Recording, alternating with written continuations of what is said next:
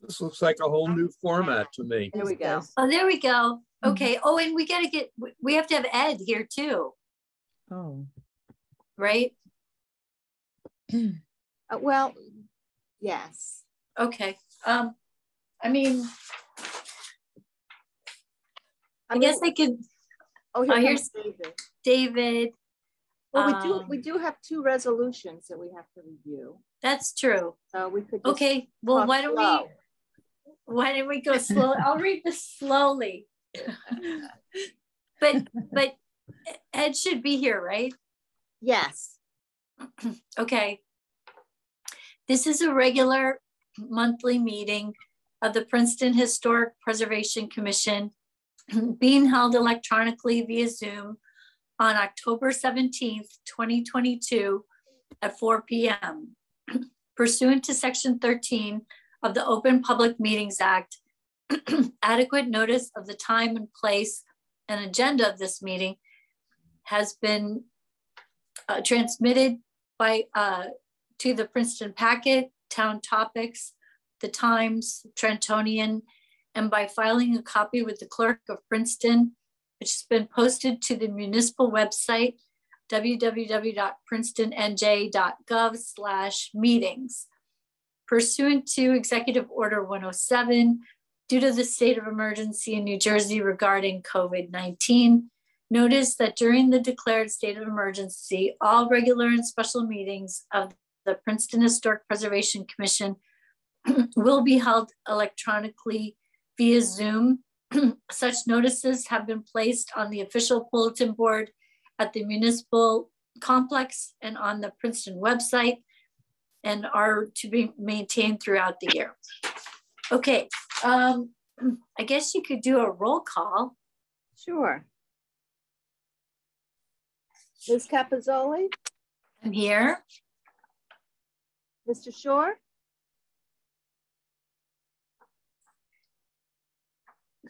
I'm here. Mr. Endersby?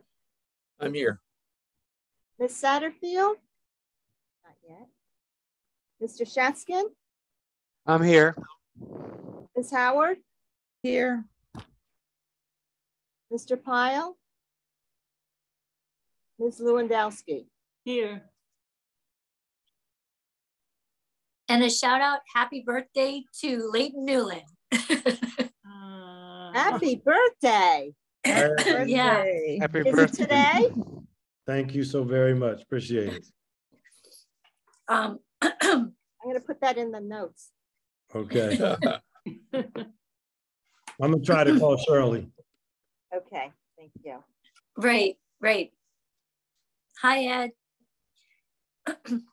So we have any other announcements? None from me, Madam Chair. Okay. So if not, we have 2 resolutions. The first resolution is, demolishing that garage over on 197 Witherspoon corner. The one from the 70s that is already almost falling down.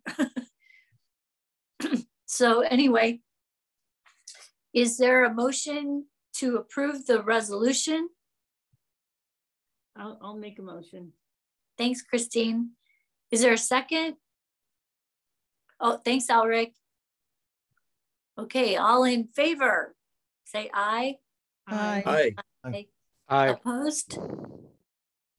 Okay, motion carried. Thank you.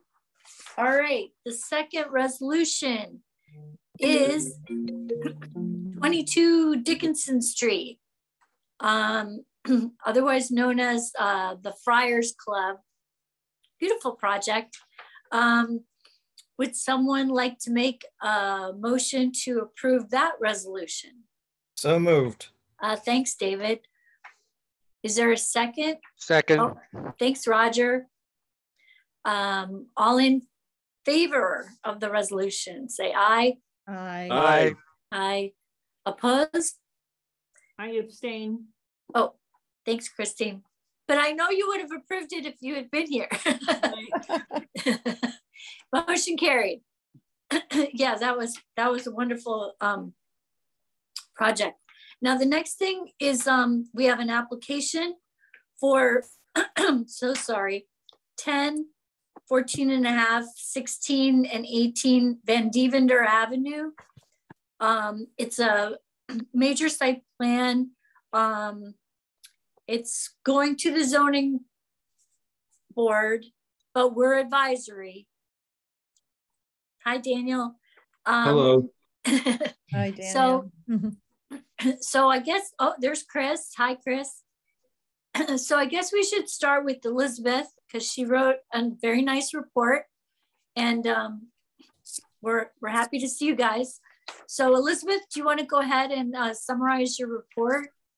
Sure. I was just trying to bring Dan Ward over. I tried twice, it wasn't working. I believe that Chris Tar said that Jim Kyle might be here. Daniel, there's someone with the telephone number, so I'm not sure if that might be him or not. But if he is, maybe he can text you or something. Chris, you know, is he present? Not sure? I'm Okay. not sure. All right, let's move on then. Hold on, let me just get myself organized, so sorry.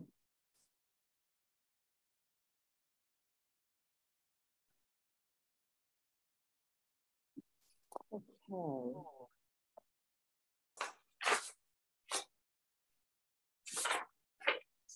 Okay, so the applicant RB Homes Inc. has filed for a major site plan application with variances to the zoning board of adjustment to demolish an existing two-family house to construct a new 10-unit apartment building.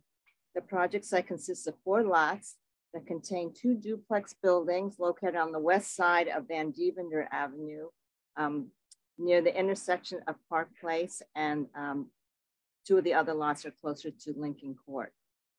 These 4 properties are paired together because of the duplex situation, and they're identified on the Princeton tax map as block 27.04, lot 17 and 70, which is for 10 and 14 and a half Van Devender Avenue, and block 27.04, lots 23 and 22, which is for 16 and 18 Van Devender Avenue. The buildings on lots 23 and 22 face directly onto Van Devender.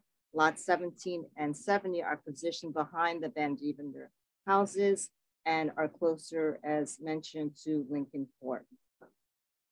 Let me see, hold on. Lot 70 also, and 17 and 18, they also have approximately a 3-foot wide band of property that runs along the side of the lot that sits in front of it, which is lot 27, which is not part of this application.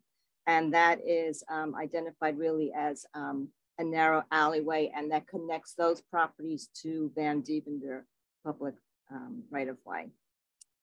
10 and 14 and a half Van Devender fall within the Central Historic District, and 16 and 18 Van Devender fall in the suggested Central Residential Historic District.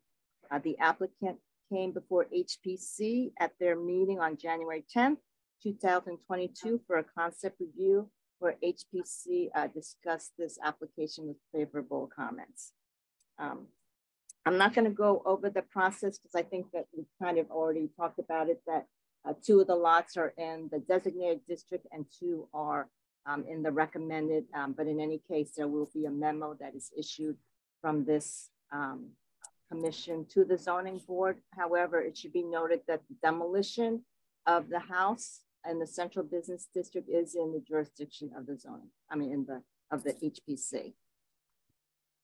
Let's see, properties on, so according to the 1981 architectural survey, and I think that this was discussed at the concept plan review, that it is noted that 3 of the houses on Van Devender, one being number 10, was identified as being moved from Nassau Street to their location. And most of the houses within here were built in the 1890s, and they were fashioned in the Queen Anne style. The house at 1618 Van Devender was first seen on the Sanborn map in 1895, and it's shown as a two-family dwelling.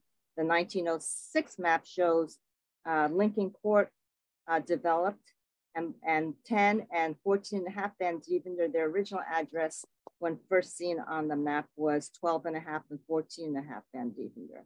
And it was first recorded as a two-family house in the 1911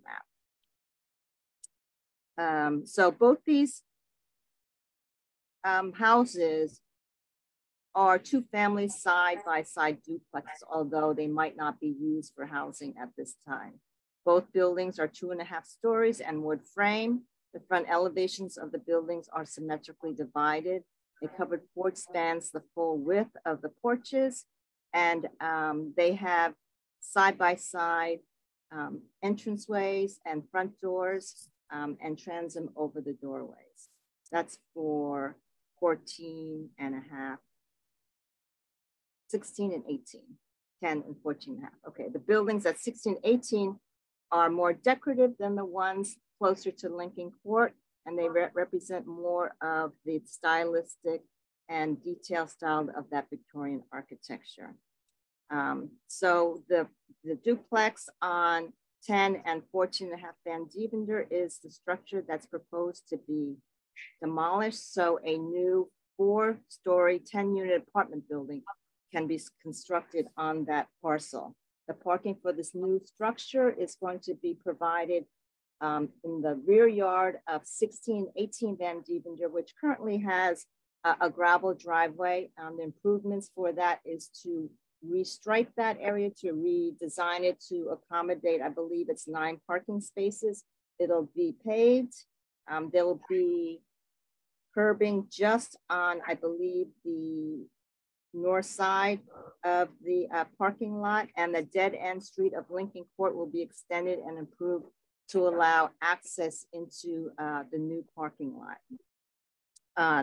Currently, access to that rear lot for 1618 is accessed through 2 separate driveways along the sides of each duplex.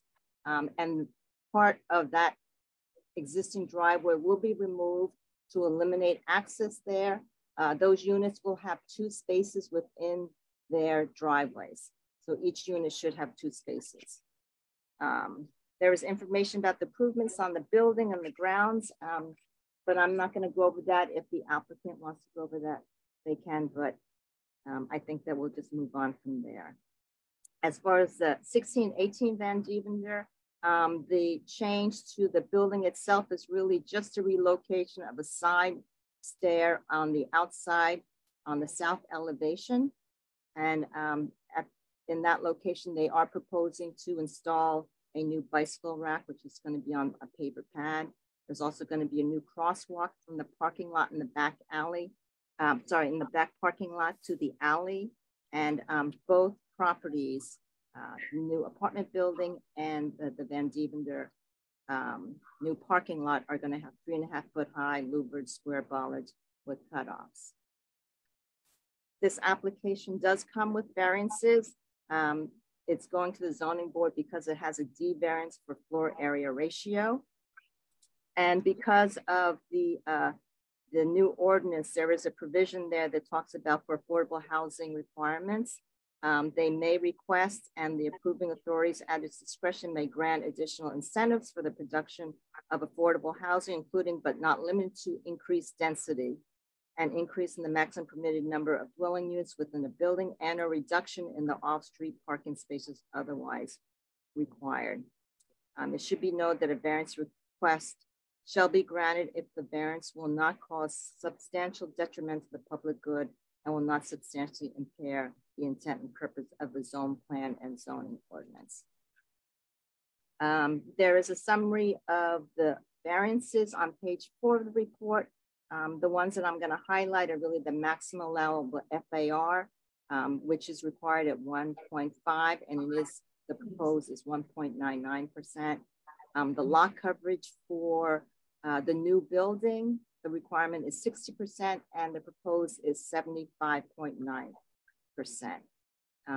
There is a requirement for parking, but I think that we're going to bypass that and just move on to maximum allowable impervious coverage, which is for lot 23.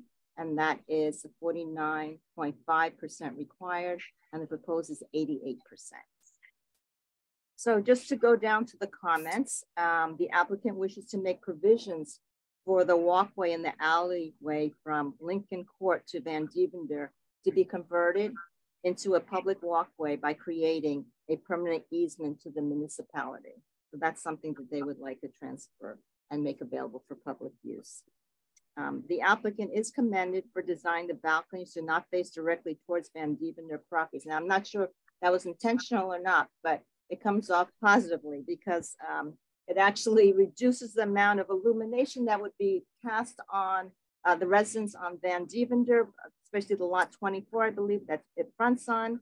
And the selection of lighting was also thoughtful and sensitively designed because everything except for the second floor has wall-mounted fixtures, and on the second floor, they're ceiling mounted. I'm assuming, and maybe I'm wrong, it's really because that's more the level that would be impacted by the nearby residents. Currently, both affordable units are designed on the first floor, and it's recommended perhaps one of those units might be an option for them to be on a different floor, just to give them a different, variety of location and perhaps balcony accessibility. The plans propose one shade tree and the designated 24 square foot open space area.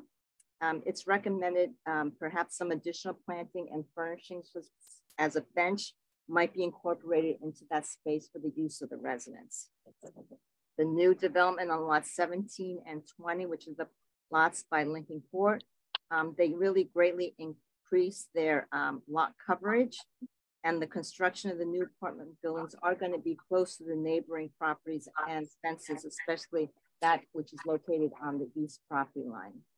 It is suggested to the applicant that they might think about scaling back the size of their building footprint to provide more pervious area to incorporate plantings and open space, again, for the residents and between the two properties. And all LED lighting, it is recommended that that be classified in the 700K warm spectrum. I know that there was some called up, but there were a few light fixtures that I couldn't identify what they were requiring. And then 7 through 11, those are questions for the applicant, if they could go through them. And they're pretty simple. They talk about the bollards, they talk about if there's perhaps going to be signage that the applicant's interested in placing, whether it be a freestanding or on the building, and the location of the sweet gum tree. I couldn't find that, and what sustainable measures were taken for the application. Thank you, Madam Chair. Okay, thank you. I will turn it over to the applicant, either Daniel or Chris, whoever you want to start with. Yeah, Daniel's got some slides to show you, so if you could give him the shared screen. I think he's got it. Okay, thanks.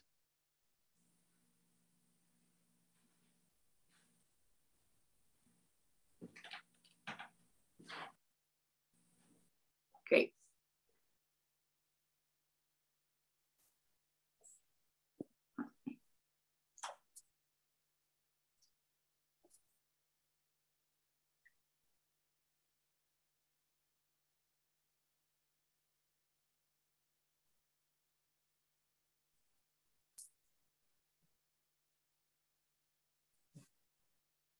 You guys hear me? We can. Now I can. You had the slideshow on a minute ago. There it is. Okay. Hey, good afternoon. My name is Daniel Barsky, and I'll be representing the applicant for this application. Currently, we own the 4 residential units. A lot of my presentation is going to overlap Elizabeth's memo, but I'll go into a little bit more detail. So we own 16, 18 Van Deventer and 10 and 14 and a half Van Deventer. 16 and 18 are actually the only ones that front on Van Deventer Avenue. 10 and 14 and a half are set behind the houses on 16, 18 and actually front on a dead-end public street known as Lincoln Court. And we're kind of calling this application the Lincoln Court project. Each of 10 and 14 and a half Van Deventer have a 3-foot wide walkway that go out to Van Deventer Avenue. And like Elizabeth mentioned, you may remember this application. We were here earlier in the year for a concept meeting. It seemed like it was received with some support from HPC. Since that time, some neighbors have reached out to me. I don't want to speak on all the neighbors' behalves, but the neighbors that did reach out to me said that they actually support and like the application. They think it's thoughtful, and they like that, how we're moving forward on this, what we're calling Lincoln Court project.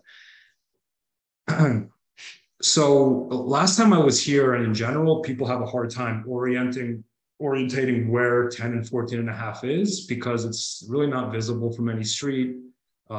Even residents who have lived there a really long time, have a hard time figuring out where it is. So this is a kind of more expanded view. You can see Nassau Street, 2-lane, and in the yellow shaded boxes, 1618 obviously fronts and faces on Van Deventer, 10 and 14 and a half off of Lincoln Court.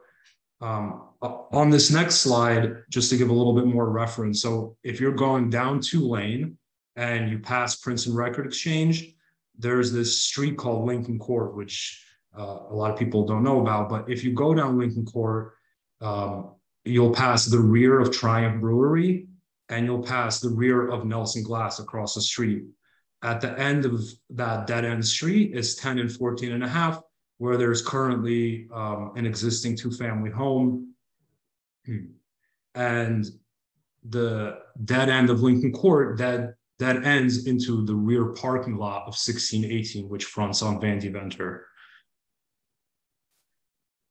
So this is a picture taken looking down Lincoln Court.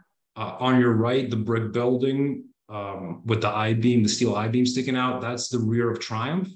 And the next building over is 10 and 14 and a half, the gray building. This is as you go a little bit further, you can actually still see the ivy. The insurance company actually asked us to take the ivy down for safety reasons, maybe fire safety, but the siding is really damaged and stained from the ivy being there for so long.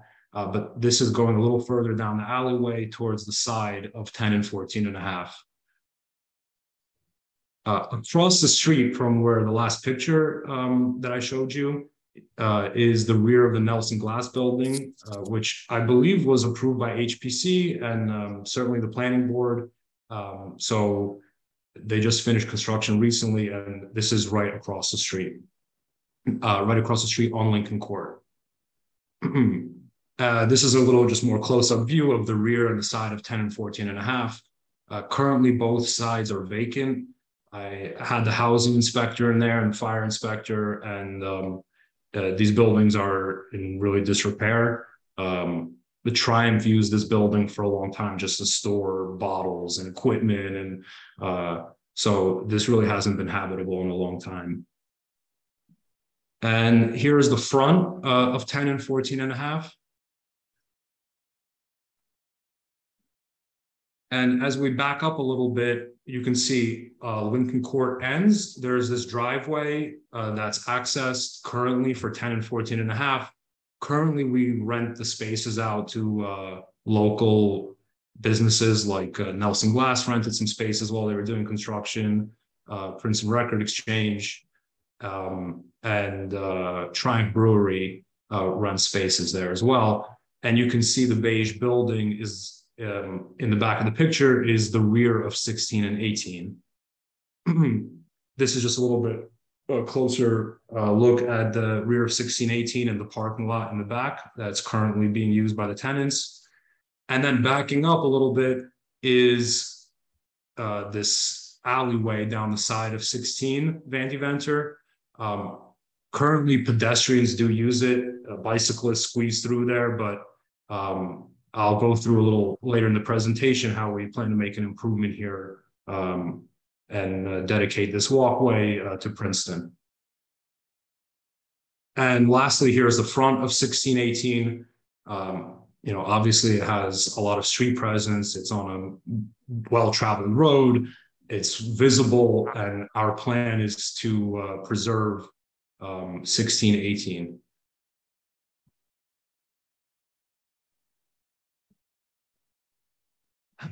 So before I get into the site plan, the application proposes to reorganize the combined properties by first demolishing the badly deteriorated building on 10 and 14 and a half. And in its place, the proposal is to construct a new 10-unit rental apartment building. 2 of those would be affordable dwellings. 16 and 18 would be converted from its current mixed use to a conventional 2-family. So 2 single families with 1 dwelling in each side, obviously. Currently, the building has 4 apartments and a psychiatrist's office. Here's the site plan from Kensho Resources. There's a lot of notes on here and a lot of stuff going on. I supplied this to HPC. It's obviously been reviewed by all the professionals, but I'm just going to go to the next slide, which my engineer prepared, which is just a little bit easier to follow. So this is the same site plan, but just with some color and taking a lot of the little details away so we can better follow it. In the yellow back here is the proposed 10-unit apartment building, where currently 10 and 14 and a half is now. And at the moment, the parking lot for 10 and 14 and a half is being rented out to local businesses, like I said, and the parking lot behind 16 and 18 connects to Vandy Venter and is being used by the tenants, so the apartments and the psychiatrist's office. This application would formalize the rear parking area with 9 spaces in a paved lot behind 16 and 18. And along the sides of 16 and 18, the driveway would be cut off, which is currently servicing the parking lot in the back. They would be cut off so that 2 parking spaces can be accommodated for each side of 16 and 18. With only access from Vandy Venter. The remaining 9 spots in the back with the reformalized parking will now be accessible from Lincoln Court. So currently, between the tenants and the spaces we rent out, there's 16 total spaces being used. Now it would be limited to 13, which is an improvement from what's there. So you would actually have less total traffic. The site also enhances and contributes towards walkability for pedestrians. So I showed you a picture previously of this overgrown, poorly maintained 3-foot walkway, which is being used as a cut through for pedestrians. We propose to formalize this walkway by expanding it to 4 feet by putting pavers down to allow for accessible use. And then if we receive approvals, we'll dedicate this walkway to the town. And this is another comment I've heard from professionals and other people who are involved with walkability in town, that this would be a really nice feature to tie the downtown into the rest of the town going towards Harrison Street. The site also incorporates 240 square feet of common open space area that's outlined in purple here. The application meets the open area zoning requirement between this common space and the balconies for the units. There is a comment from HPC about adding some amenities there, which I'll talk about at the end of the presentation so that we can accommodate for that. But we did accommodate for open space in that area. There's also a total of 14 bicycle stalls, 7 of which are located inside the newly proposed building at 10 and 14 and a half, and 7 more outlined in yellow here along 16 Vandy Venter with exterior bicycle parking. Again, the total number of required bicycle stalls also meets the zoning requirements. So we feel this application incorporates all the elements of its unique location to accommodate for parking needs. That's also a testimony from McMahon, who's the traffic consultant for Princeton. though by the bulk requirements, we do require variance for it. In his report, it says we actually exceed the actual parking demand for this type of application. In addition, Nelson Glass across the street got like 5 or 6 variances in regards to parking. Parking stall width, amount of parking spaces, stacked parking, setbacks for parking. We've accommodated our parking area to be functional and exceed the actual usage. And it also encourages, obviously, pedestrian walkability and bicycling by dedicating this walkway, widening it, and putting pavers down. We even squeezed in this open space element. And again, I'll talk about how we'll incorporate some amenities in that area. Though in this kind of downtown location, I would imagine a lot of the amenities being used are from downtown. But either way, we did allocate a space for that. And of course, the contribution of 2 affordable units is a big part of this application, which I'll show you when I get to the architectural part of the presentation. And finally, the preservation of 16 and 18 is a critical element of this application. It fronts on Van Deventer. It's a highly traveled road. It has a lot of presence on the street. So this kind of trade-off to preserve 16, 18, which are nice units that add to the character of Princeton, and demolish 10 and 14 and a half, which, to tell you the truth, they're even hard to see or find. They're in really bad disrepair, and the trade-offs for getting pedestrian walkways, affordable units, and all the rest, we believe, we're confident makes for a good application. And of course, the size and scale of the newly proposed building is well within the scope of its neighboring properties. I'll show some slides on that a little further in the presentation. So like Elizabeth mentioned, there are some variances required for this application. It's a little bit complicated because 16 and 18 are located in the R4 zone, and 10 and 14 and a half are located in the CB zone. Because this line goes in between them, it actually creates more variances than I think in reality are needed. But if you follow the bulk requirements exactly, we do need 1 variance on 16, 18, which is in the R4 zone, which is for impervious coverage. On 16 Van Deventer, our impervious coverage is increasing. On 18, it's decreasing, but the bottom line is the net is an increase. It's a very small increase. It's less than 400 square feet of actual increase from what's currently there. And a big part of that increase is that we made the parking lot conforming. The stalls are conforming size, the drive aisles are conforming size.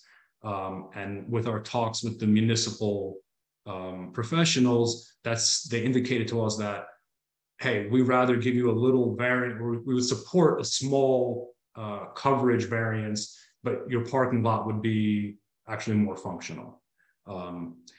So that's it for 16 and 18. For 10 and 14 and a half, we have variances for parking. 13 stalls are provided total, where 15 are required. So we have 4, 2 each for 16 and 18.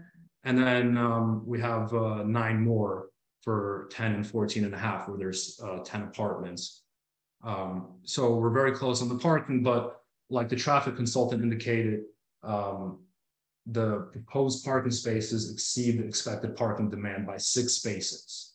And the neighborhood characteristics contribute to reduce vehicular traffic. We recommend the board consider granting variance. Anyways, we think we actually exceed the parking here, and that we thoughtfully laid it out. So that's one of the variances. The second is floor area ratio. 1.5% is permitted. We're seeking relief at 1.99%. So again, where 10 and 14 and a half is in the CB zone in the Central Business District. Almost all of the buildings there exceed the 1.5% zoning requirement. Just as an example, if you take the building right next door, Triumph, well exceeds it by double. There are numerous other examples of existing buildings which exceed the permitted floor area. And we don't believe they have a particular negative impact on the neighborhood. And recent zoning amendments suggest a desire on the part of the municipality to encourage more dense growth in the center of town, where there's access to public transportation and walking is encouraged. And this is obviously particularly true where there's affordable dwellings that have been incorporated, as we have in our project. And the last variance is for coverage and impervious. Derek, the zoning officer, lumps them in the same in the CB zone. So with coverage specifically, the total net increase between all four properties is 1,200 and change square feet. It's really a minimal amount of impervious addition of coverage. According to the engineer, the municipal engineer's memo, it's whatever we've designed is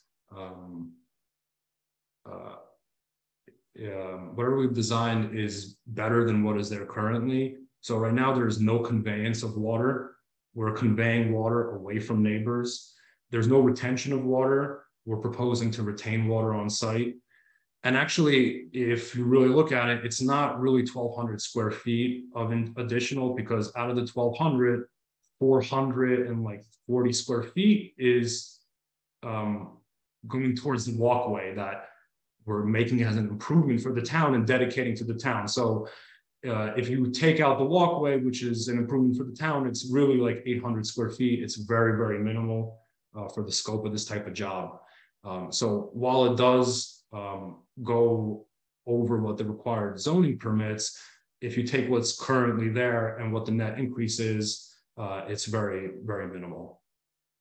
So on this slide is just the bulk requirements and the chart here.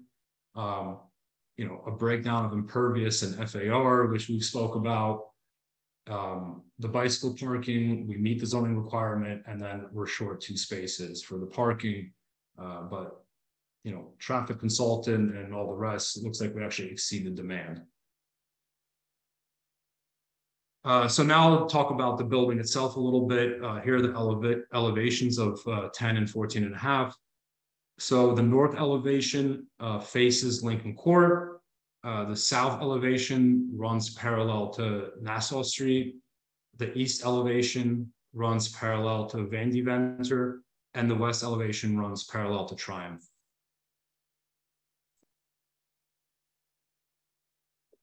I also had my architect prepare a 3D rendering, just to give you an idea of scale and size.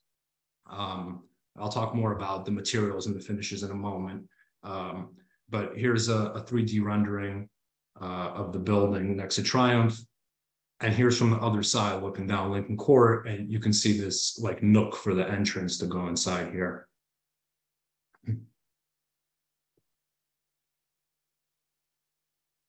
So I'll share just basic layouts. There's 10 total apartments. 9 of them are 2 bedrooms, 1 is 3 bedroom.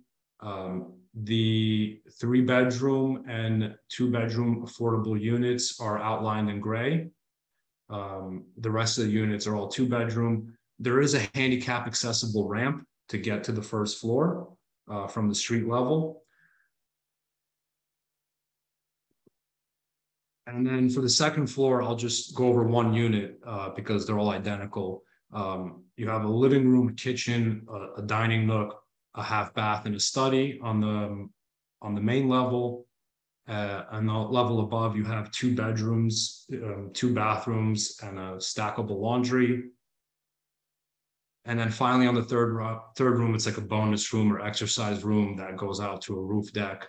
And in between these roof decks and units, we're going to have condensing air conditioning units, which I supplied the plan to HPC for their review.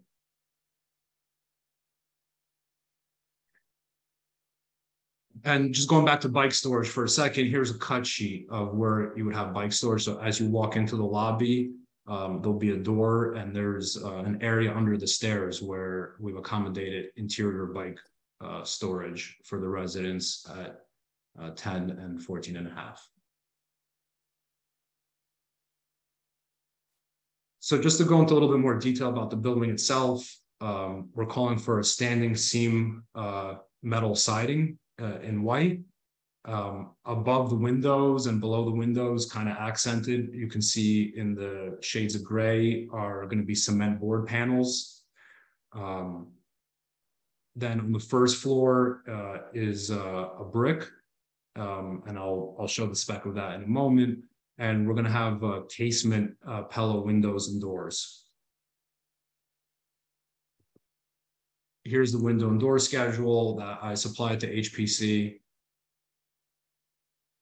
This is just a photo of the brochure for the fiberboard wall panels to accent the windows.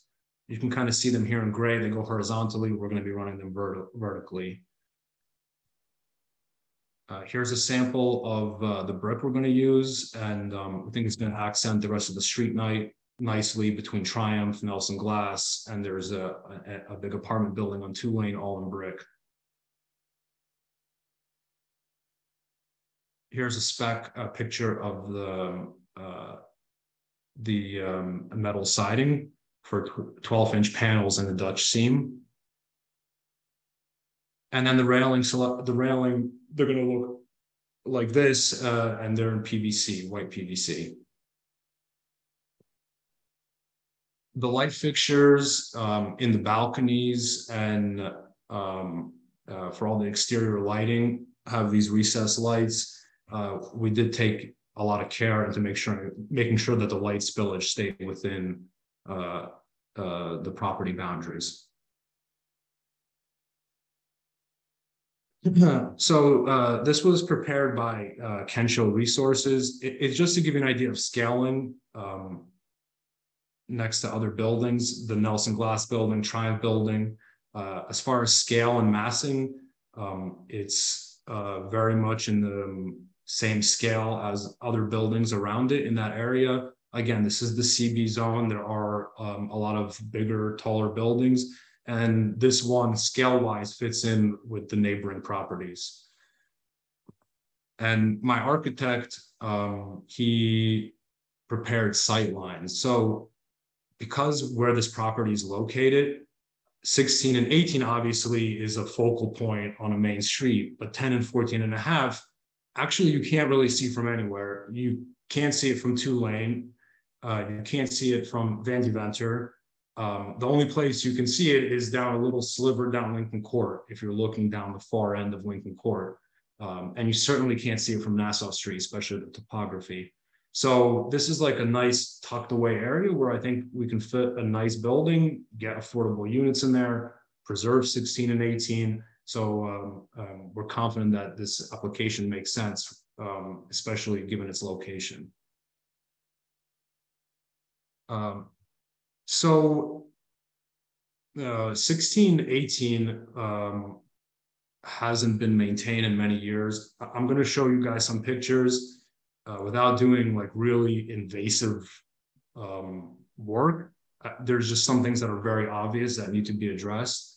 I mean, here's an example. So here's a post by the front door. You can see at the bottom, it's just all rotted out.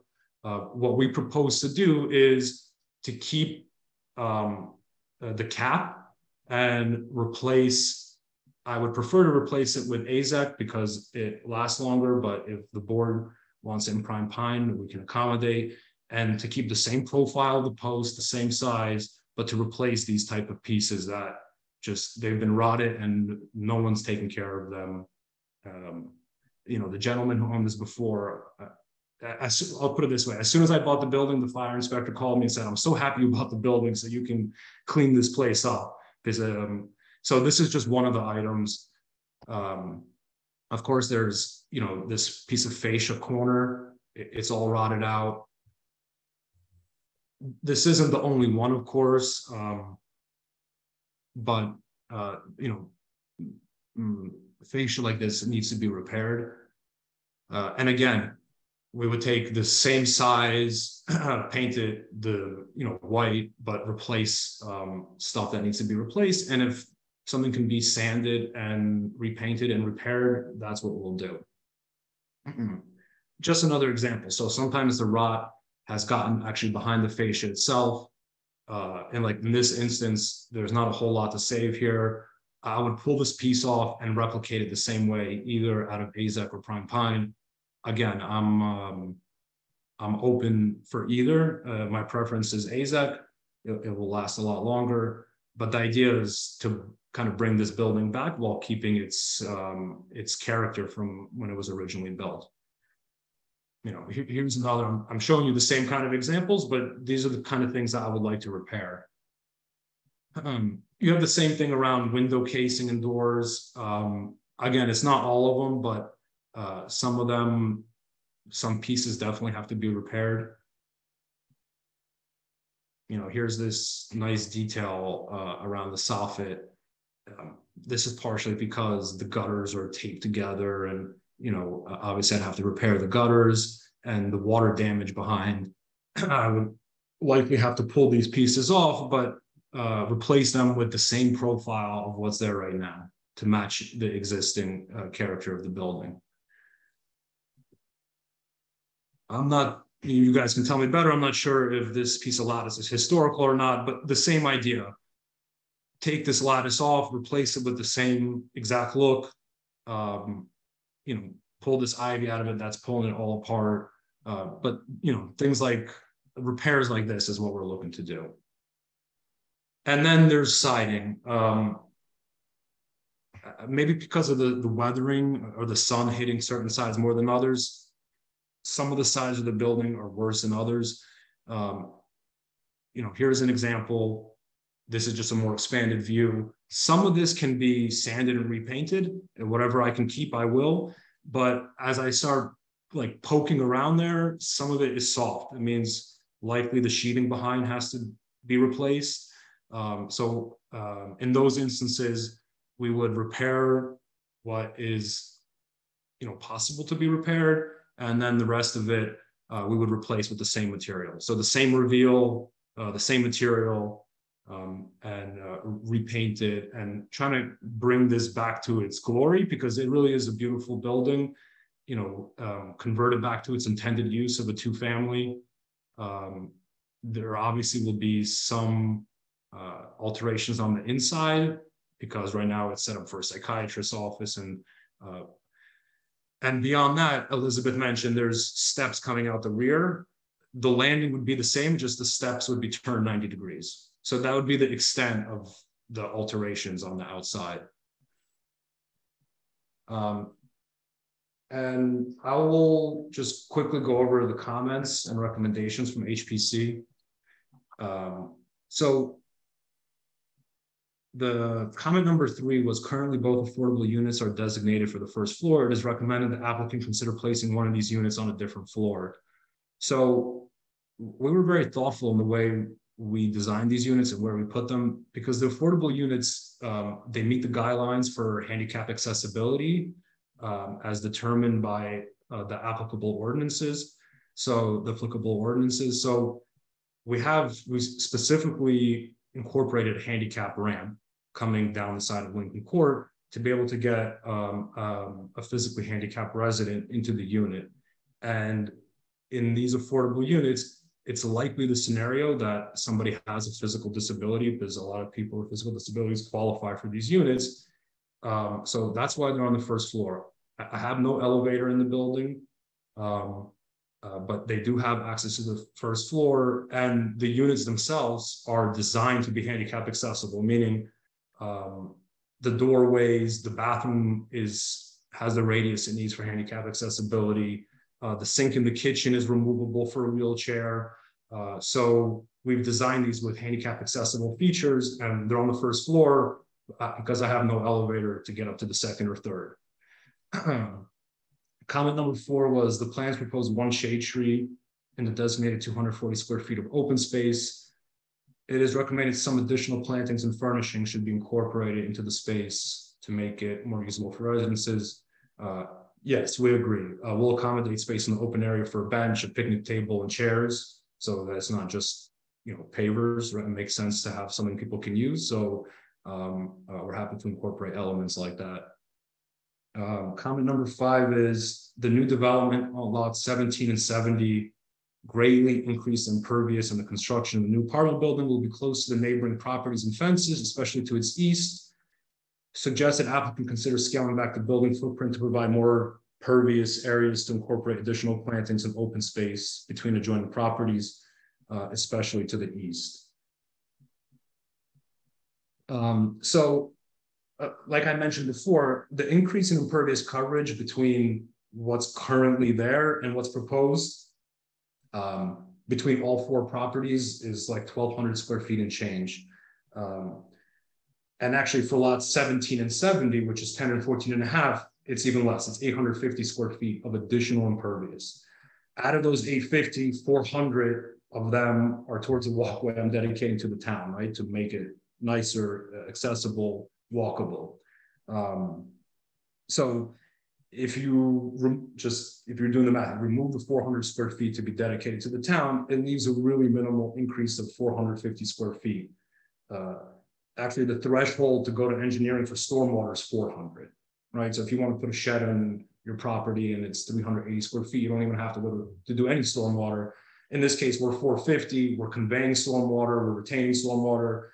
The engineer's memo indicates that this is an improvement from what's currently there.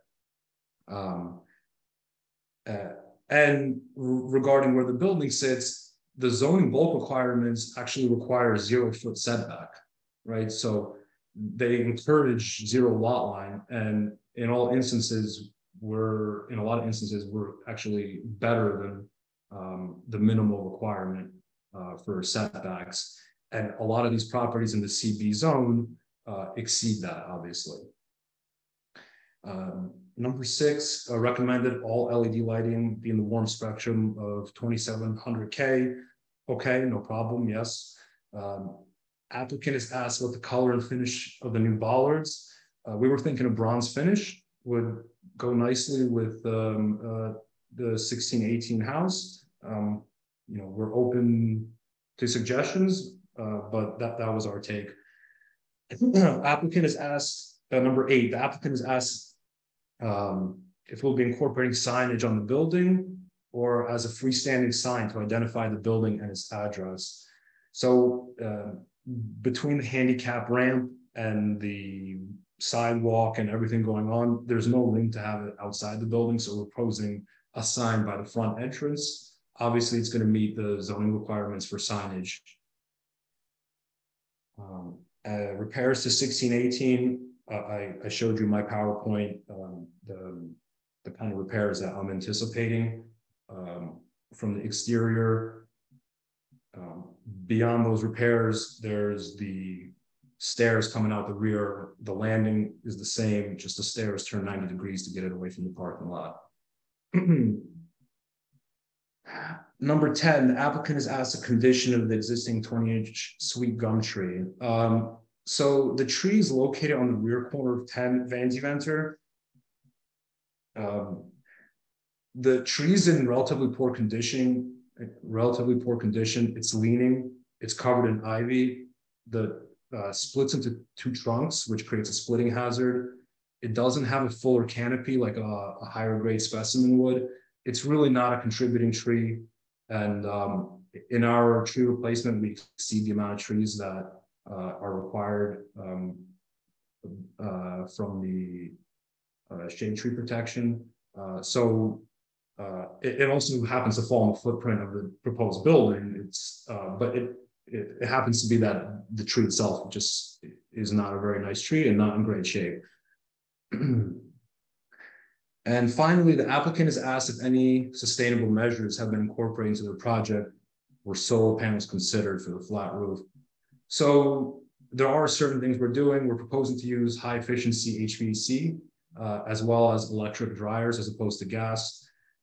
We've also incorporated 4 EV charging ports. So 2 in the rear to service the 9 stalls in the back of 1618, and then one EV charging port for each side of 16 and 18, so 4 total.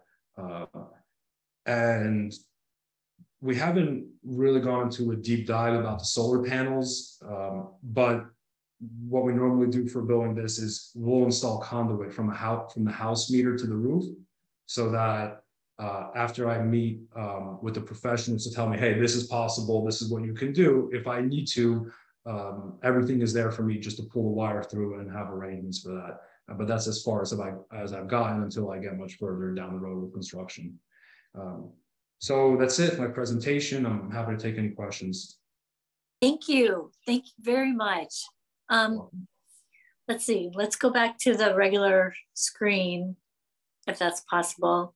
And let me ask for comments, questions, any kind of feedback. Elizabeth, you have your hand up, sorry. Thank you, Madam Chair. Daniel, I'm excited when I hear you talking about preservation. This is like really great. And I do want to commend, which I didn't write in the report, that you are saving 1618, which is really such a visible and contributing property within that historic street. Just 2 questions, and thank you. You did a great presentation and addressing all the questions that I had. 2 questions I had is, one is you've got that bicycle rack in the exterior on the side of, I guess that's 16 Van Dievender. How, and I assume that that's really for the tenants in the new apartment building.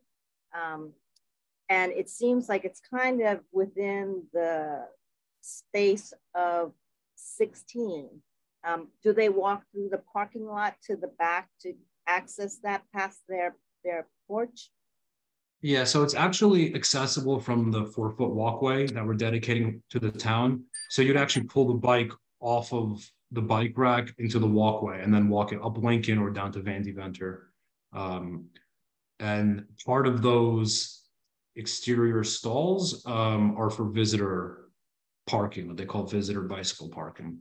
Okay. So it's my anticipation that the 7 spaces inside the building get taken up by people who live in the building, and then a couple flow out into the exterior plus some visitor. Okay, thank you. And the second question I have is has to do with your 2 alleyway designs that you have. So the one that I believe is on the southern alley that goes to 10. Closer to Nassau? Closer to Nassau, or the alleyway that goes from Van Deventer to Lincoln, the southern one. Okay. So that connects to actually a walkway that actually kind of goes around the building. How will you prevent those people or direct them in the direction towards Lincoln Court? You know, so there's 2 wings, the one that's closer to Nassau and the one that's further, if you can follow it that way. So the one closer to Nassau, that's the one. Yeah, so I would imagine people see the one closer to Nassau, it's currently in like a crushed concrete. I was just gonna, clean up some overgrowth, but leave it the way it is. And then the one further from Nassau is the one that's gonna actually be a walkway put down and dedicated to the town. There's nothing to stop somebody from, I'm not gonna put an armed guard out there, but I would imagine that if they see a nice, bigger paved walkway, and that dies right into Lincoln, I would imagine they're gonna take that one.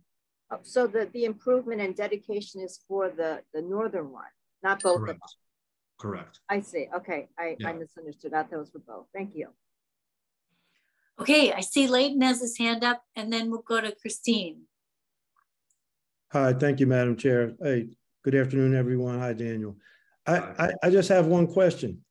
You mentioned that you're not going to have an elevator, and I'm just wondering, I don't know if it's code, it's a brand new building that you're putting up. Even if I'm a resident on the 2nd floor,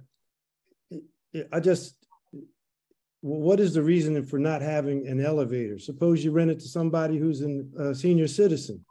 How does that work as far as ADU compliance?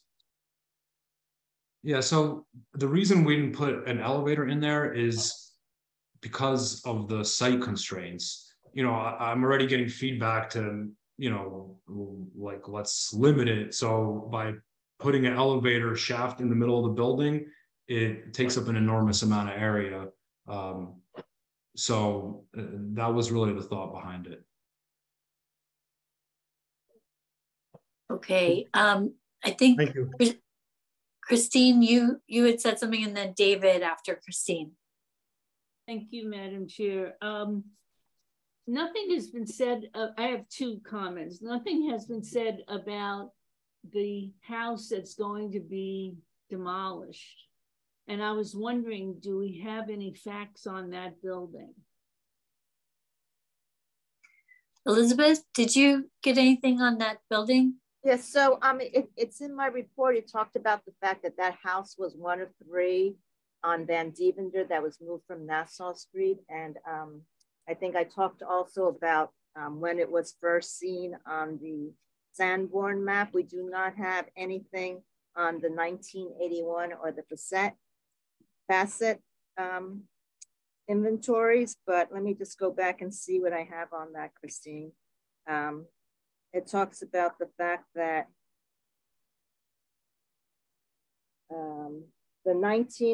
okay, so in 1911 is the first time that you see 10 and 14 and a half recorded on that location. So that must have been the date in which that they saw that it was relocated to that space.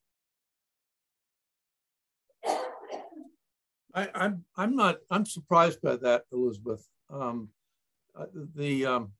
The one immediately behind the Garden Theater used to stand opposite Bainbridge House on Nassau Street, as did Beatty House. And the little house that Jim Firestone lives on the other corner of Park, that one stood on Nassau Street next to the previous Methodist church. But I'm still not aware of the double house in the back. I until this first came up in January, I was unaware that anything else was moved from. I mean, there are other buildings on Van Devender that were moved, but that one I'm still surprised by. Yeah, so that one comes from the streetscape survey form, the inventory on the 1981, and it talks about numbers 10, 21, and 25. They were moved from their original location on Nassau Street. Yeah, well, the house next to Beatty House that's for sale right now, that one also stood on Nassau Street. But the character of that double house back there, just it would be very surprising to me if it had been on Nassau Street. Yeah, I mean, like, if you're comparing the two houses, obviously the one that faces right onto Van Devender 16 and 18 is much more stylized in the Victorian fashion. The 10 and 14 and a half is a simplified, very simplified version. I mean, kind of like the same type of, duplex with the porch, but very, very simple. So I'm sorry, that's all that I could find as far as information on that parcel. All right. Yes, go ahead, Christine. I'm just wondering, on 16 and 18, there are a lot of tenants in there right now, I presume. And I was just wondering who's going to be, are they going to be assisted in moving to another apartment or office or whatever? Because I would think that would, I don't want to be insensitive to what they might need. So maybe Daniel, if you could. Yeah, so the psychiatrist's office, they don't live there, obviously. They're running a business out of there, and we've told them the plans with the building. We have one lady upstairs who we told her, hey, this is the plan that we'll renew your lease for 1 year till August. Like, I was thinking that would be the timeline. And she says, well, will you renew it for 6 months instead? So for me to make arrangements, I granted her that request. Then there's a graduate student upstairs who said that she's going to make other accommodations, and an undergraduate on the side next door. So they're all aware what's going on. So it's not like we're going to be giving anyone the boot there. I mean, we've been very transparent with what our plan is, and we manage quite a few properties in town, and so we have a lot of experience of that. We don't have upset tenants, right? That's not good for anybody, right? Okay, thank you. David, you've had your hand up.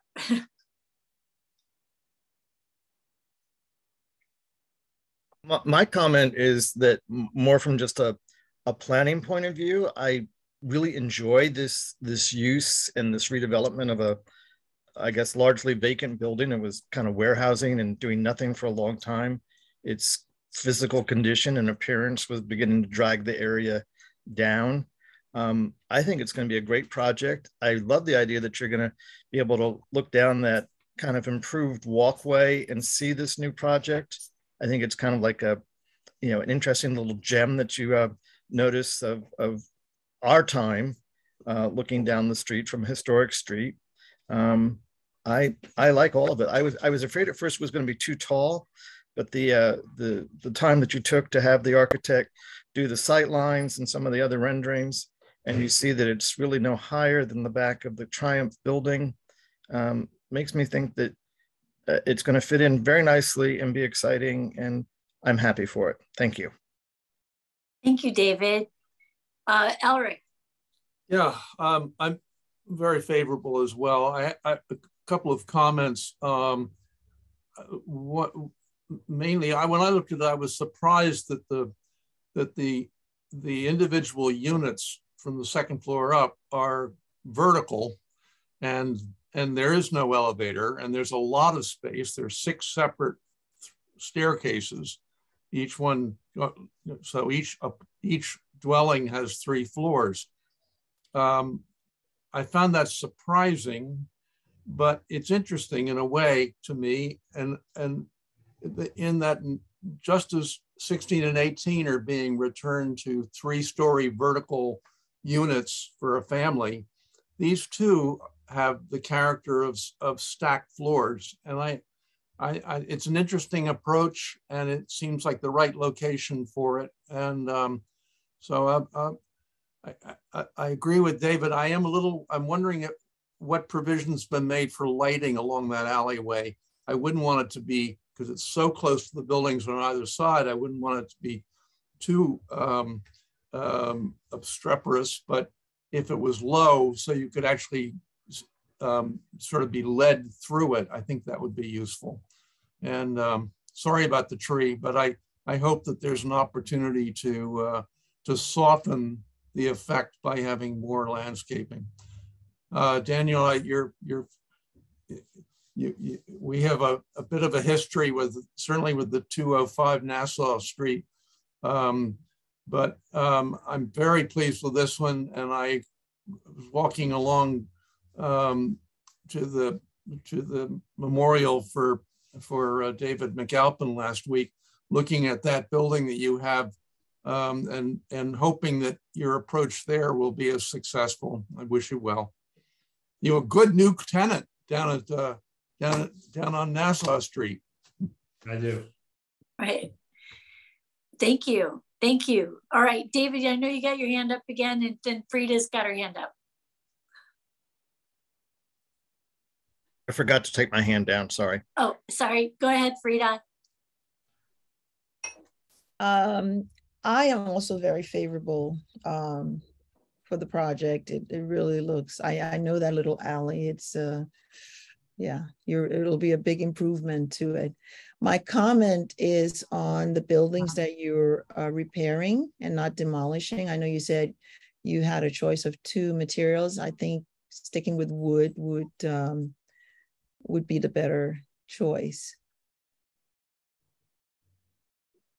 Okay. Thank you. Happy. Yeah, I'm happy to do that. That's fine. Good, Okay. Thank you. Elizabeth, another question?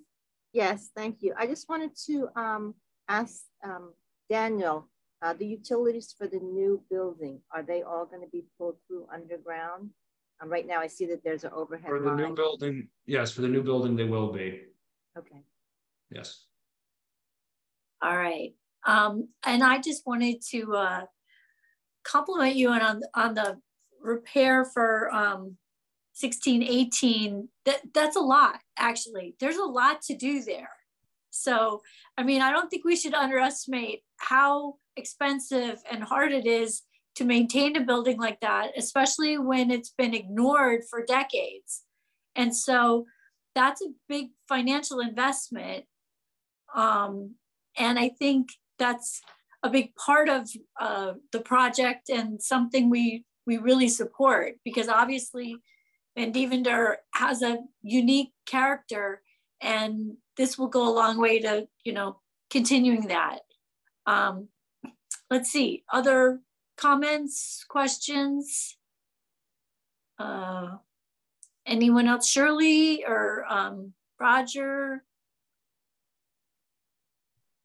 No, I too look on this very favorably. I think once again it points to the great advantage of doing a concept review, because we really haven't seen that much change, and it was a good project the first time you showed it to us. And I also think that the 3D renderings make it a little more comprehensible and understanding. It's another space I hadn't been in before. This project was in the works, and walked back there, and just another strange little, you know, weird Princeton. That's I guess there'll always be something that'll be a little weird, but we're infilling a lot of the little weird, not too well-known spots. But it's a good project. Great. Shirley? Oh, sorry. I just approve when you mentioned that you were sensitive to the historic preference. I was looking for something that looked like the frontage, but I can understand when I looked at the condition of the building, why it's not going to look the same. So I approve. Oh, good. Okay. All right. So very favorable responses. Obviously, our memo will go to the zoning board. Elizabeth, you have another comment? Yes, Madam Chair, there's someone in the public that has her hand raised. Would you like me to bring her over? Absolutely. Thank you. I'm going to bring over Marie. You back. Looks like Leighton's doing carpool karaoke. Yay. Hi, can you see me? Yes. Yep. Thank you, Madam Chair. So we own 132 Nassau Street, which is the building that houses Schwab. And we have a parking lot that extends behind the back of the building along the side of Tulane. So I have a few concerns that I was wondering if Daniel could address, or maybe just something to think about. We're very excited about the developments that are happening in the area in general. I think, you know, some of these things are really reviving that part of Princeton. One thing we have noticed is that parking spots are disappearing. And we are noticing it. Some of our spots are reserved for clients and employees of Schwab, and others we rent out to other businesses in the neighborhood. And almost on a daily basis, we have people parking there illegally. And so I was just wondering if there's access to the study that was done that said that 9 parking spots for 10 units was more than would be, you know, demanded on that lot, just to see what the assumptions were that go into it. So that was the first, especially hearing that there are 2 to 3 bedroom units, to assume that they need less than 1 car each. I was just wondering how those assumptions were made and what ideas went into that. And the second question I had was how the demolition and construction vehicles were going to access the site. And if they were going to go via Tulane and turn right on Lincoln Court, I just wanted to point out how narrow Tulane is, and that it's actually, as it is, limited to 4 tons for vehicles to pass down that street because it is so narrow.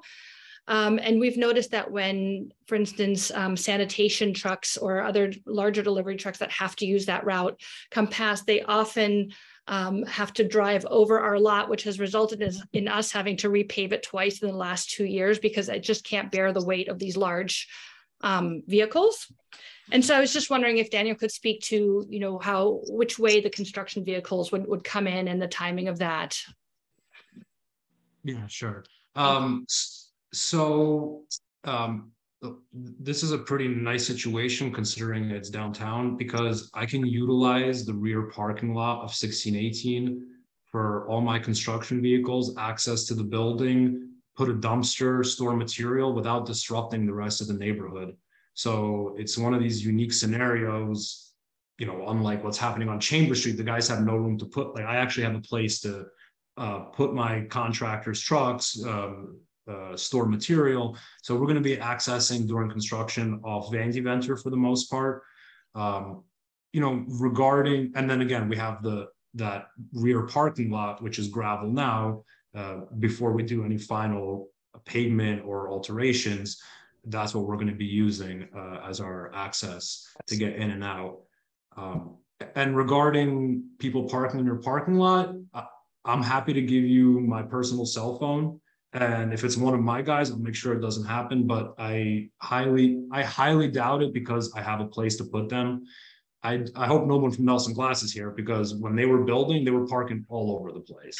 I just meant long-term, your tenants, you know, what Yeah. I was wondering what assumptions went into that 10 units only need 9 spots. And then where are there, so you have guest parking spots for the bicycles, but I'm wondering if your tenants have guests, where might they go? So you know, this traffic report, it's actually, you can get it on the municipal website and read through it. And it, you know, he doesn't go into a lot of detail, but I'll tell you this: the manager of Triumph, he rents a parking space for me. He says, "Hey, can you get me on the list? I want one of those units." And he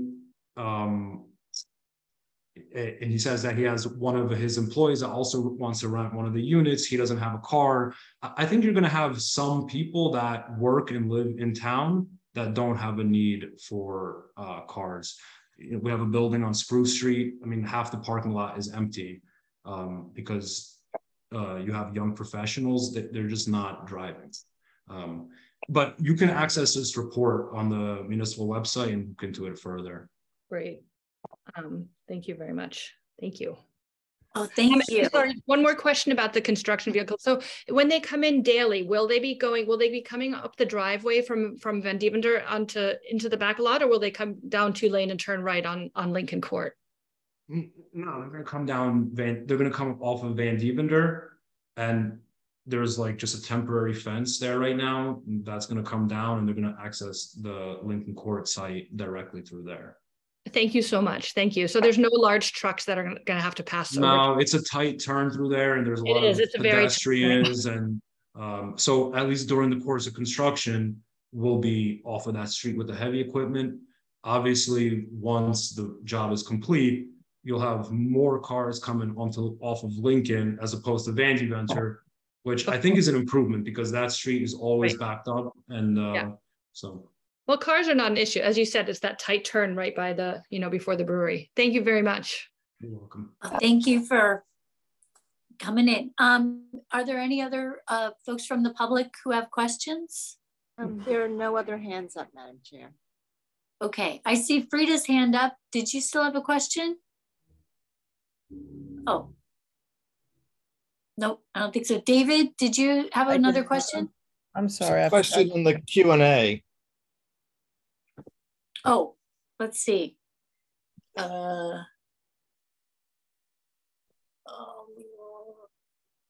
Okay. Let's see. Okay, can someone read the question? I can. It says, how will having a ramp for handicapped people correspond with not having an elevator? Those two actions contradict. But there's 4 apartments on the first floor, right? I mean, there's 4 apartments on the first floor. So 4 of the apartments are handicap accessible. That's the answer. Okay. And I assume, like, we're not here. Obviously you have to comply with building codes and ADA regulations, and, you have to comply with stormwater. There's all these things that, we don't arbitrarily enforce, it's all part of the ordinance. So we're assuming you're going to comply with the ordinance completely. Yes, we will. Yeah. Okay. Let's see. Anything else? If not, Ed, do you feel like you have enough to get a memo together for the zoning board? And Elizabeth, when does the zoning board review this? The 9th, November 9th. Oh, got it. Thanks, Chris. Sure. Yeah, we have plenty of material. We'll get it out this week. All right. Well, thank you. We're all very, very excited and hope, you know, everything goes smoothly. And we want to we appreciate you coming in for a concept review. That was great move. And thank you for coming in. Thank you. Okay. Thanks, everybody.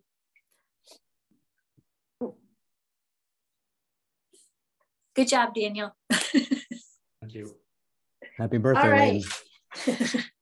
So we're off to our next application.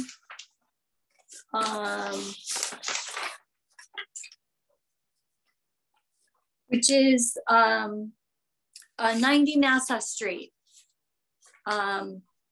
So let's make sure the applicants are moved over. And then Elizabeth did write a report, and we did get materials in our packet for this.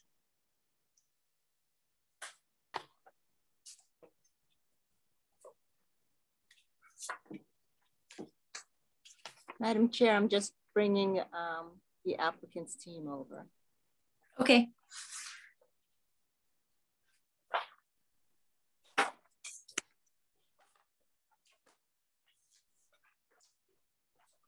Josh? Hey, I don't see Tyler. Does he have a phone number? I'm not sure if he's, Jeff, is he joining today or are you covering today? No, I'm covering. He's not. Okay. He's not here. I just want to make sure I had everyone on your list. Thank you. Okay, well, welcome. Thanks for coming in. Elizabeth, are you going to summarize the report? Yes, Madam Chair. Okay, thanks. The longest part is going to give the applicant's name. So the applicant, ML7 90 Nassau LLC, ML7 Investment Holding Sub 2 LLC, ML7 VVS Sub 2 LLC, has filed an application pursuant to Princeton Borough Land Use Code for a minor site with variances. The site is identified as block 20.01, lot 38 on the Princeton tax map with the address of 90 Nassau Street and is in the CB zone. This property is also known as the First Bank of Princeton. This property falls within the locally designated Central Historic District of the Municipal Overlay Zoning map of historic districts and buffer districts map. And it lies within two designated New Jersey and National Register of Historic Places, Princeton Historic District and the Kings Highway Historic District. The building is located on the northwest corner of Nassau and Witherspoon Street with entrances on both streets. The building also falls within the Central Business District and is directly across from Princeton University, Betts Randolph Gate and Nassau Hall, Hamilton Jewelers, also known as Lower Pine. The applicant wishes to install 5 new signs which require variances on the building facades on Nassau and Witherspoon Street. This application is in the jurisdiction of the planning board. This application also is type 2 classification, which is really for the former borough properties. Just to give a little history of the property.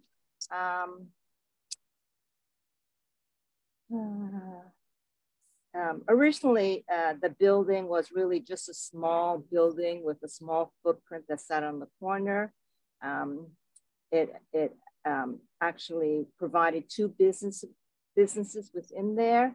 And then the adjacent property, 88 Nassau Street, was also a 3-story, however, a masonry building, which functioned as a bank. Through the years, by 1902, a new 5-story masonry building was built at the site at 90 Nassau Street. and it had a footprint that was probably twice as large and making it longer as it extended north on Witherspoon Street.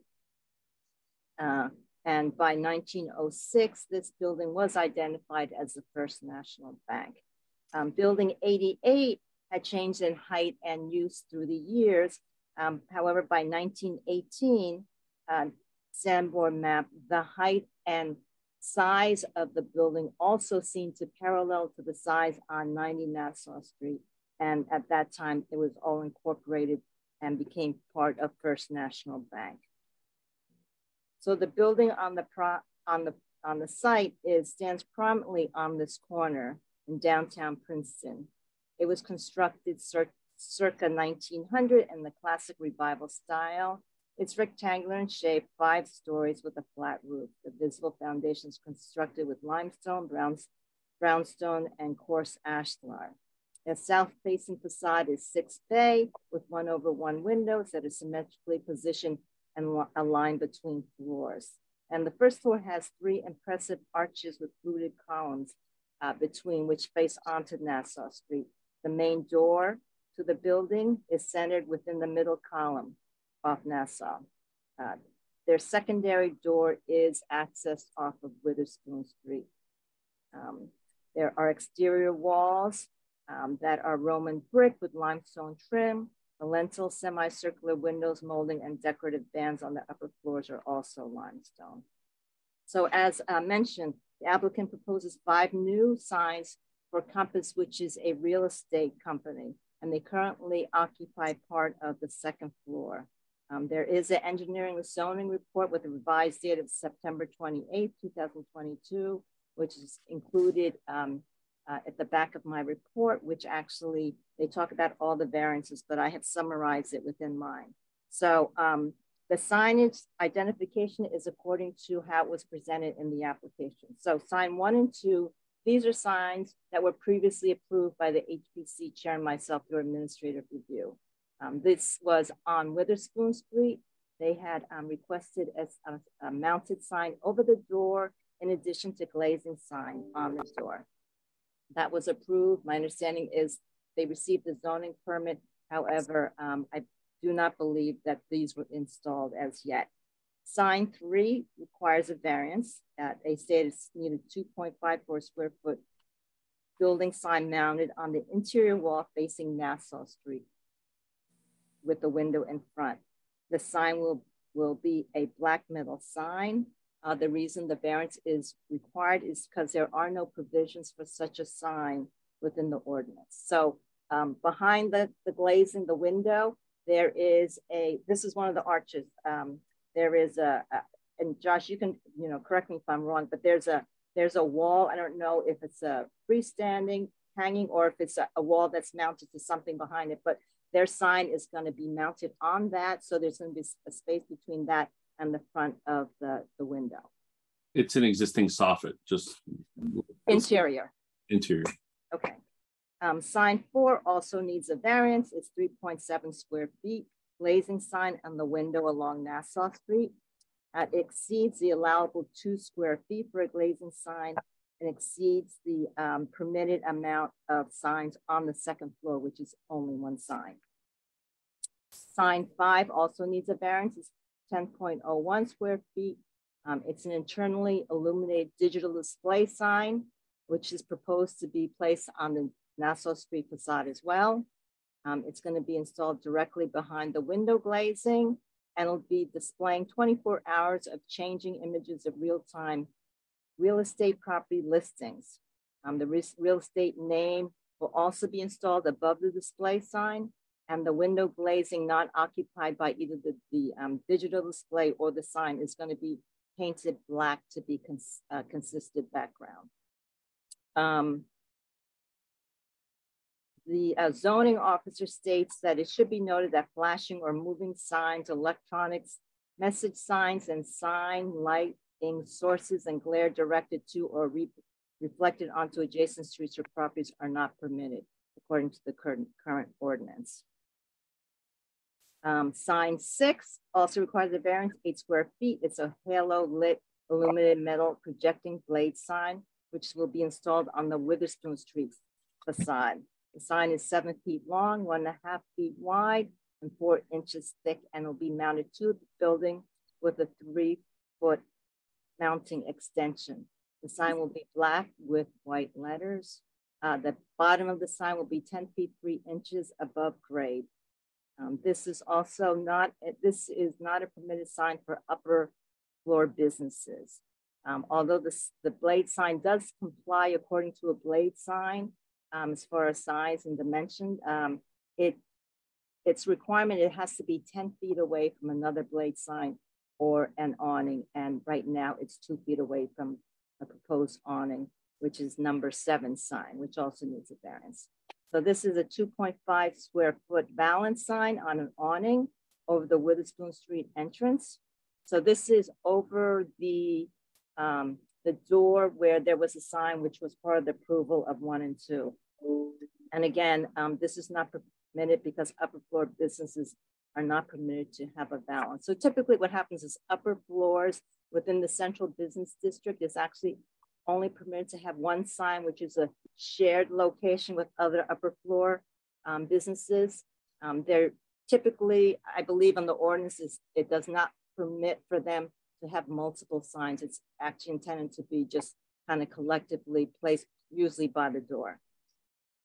So just to go to the comments on this, you can see what the criteria are. There also is a signage criteria according to historic preservation ordinance.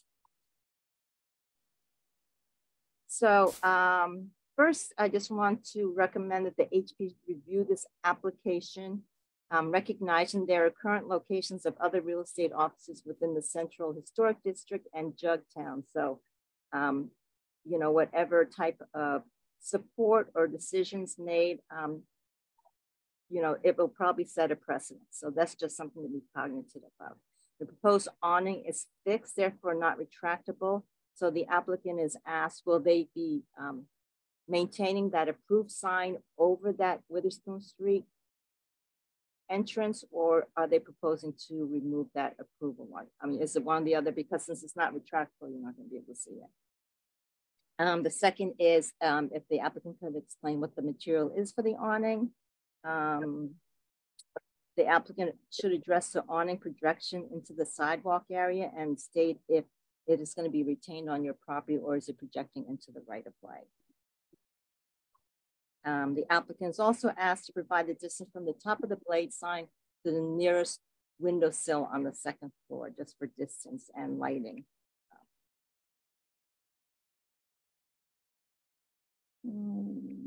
The awning sign and the blade sign are in close proximity to each other and seems excessive. Excessive signage is a detriment to historic buildings and historic districts. So the applicant is asked to discuss the need for both these signs at these locations. It's recommended that any LED lighting for the blade sign should be in the warm spectra, the higher end, which would be the 3000K. And it is suggested the commission recommend to the planning board minor subdivision committee that if approval for the blade sign is granted, that special care should be taken when it is mounted onto the historic building. And the applicant is asked if there were any type of sustainable measures taken for this application. Thank you. Okay. Thank you. I just have a procedural question again. So obviously we're not the final say, we're just advisory, but this is not going to the full planning board. It's just going to the minor site committee, or what's happening? So this is classified as a minor site plan with variances. Typically what happens, the new procedure is that any minor site plan will go to this minor site plan committee and they'll determine whether they feel that it should go forward to the full planning board or they feel that it's something that could be handled you know, within themselves. However, I think because there's a variance, I think the ones that they've talked about in the past has been ones that didn't have variances. So they felt that that was something that could be easily processed just by the subcommittee. But I believe because it's a variance, they will probably push it to the planning board, but I don't know until, you know, that subcommittee meets. Josh, do you know? We have a full planning board meeting on November 3rd, as far as I'm aware. Okay, so they have a date. So it's scheduled already. So that's what it is. So HBC, because it's an historic district, but the jurisdiction is the zoning board, you know, it'll be a memo from you addressing right to the full planning board. Okay, I just wanted to, you know, make sure everyone understood that this is going to be reviewed by the full planning board. And Josh, then I mean, what was that date again? November 3rd was the date that we were sent. Thank you. Okay, so sorry, Josh, go ahead. I just wanted to clarify that. No, it's okay. So I think first, Jeff had a minor procedural comment. I don't know if you want to. Yes, thank you. Yeah, just an administrative item. Elizabeth, in your officer's report that we received, it had the application as coming from Hamilton Jewelers, which is not accurate. Oh, I'm sorry. I'll make that correction. I realize my brother and I look a lot alike, and so sometimes that happens. My apologies. I will correct that and send a revised report to the planning board. Thank you. Okay, I will share my screen. Great. Just gotta move some things further. Put my mouse back. All right. So thank you for meeting with us today. We're going to be talking about, as you know, 90 Nassau. The project in question is it's the signage for Compass, which is a real estate realty company that will be occupying the entire second floor of the 90 Nassau building. Currently, their space is under construction. The bifurcated nature of their signage was to ensure that when they do open, they had signage available to them on their first day, because we all know that going through a variance process takes more time. So they wanted to ensure that they were going to have signage when they opened.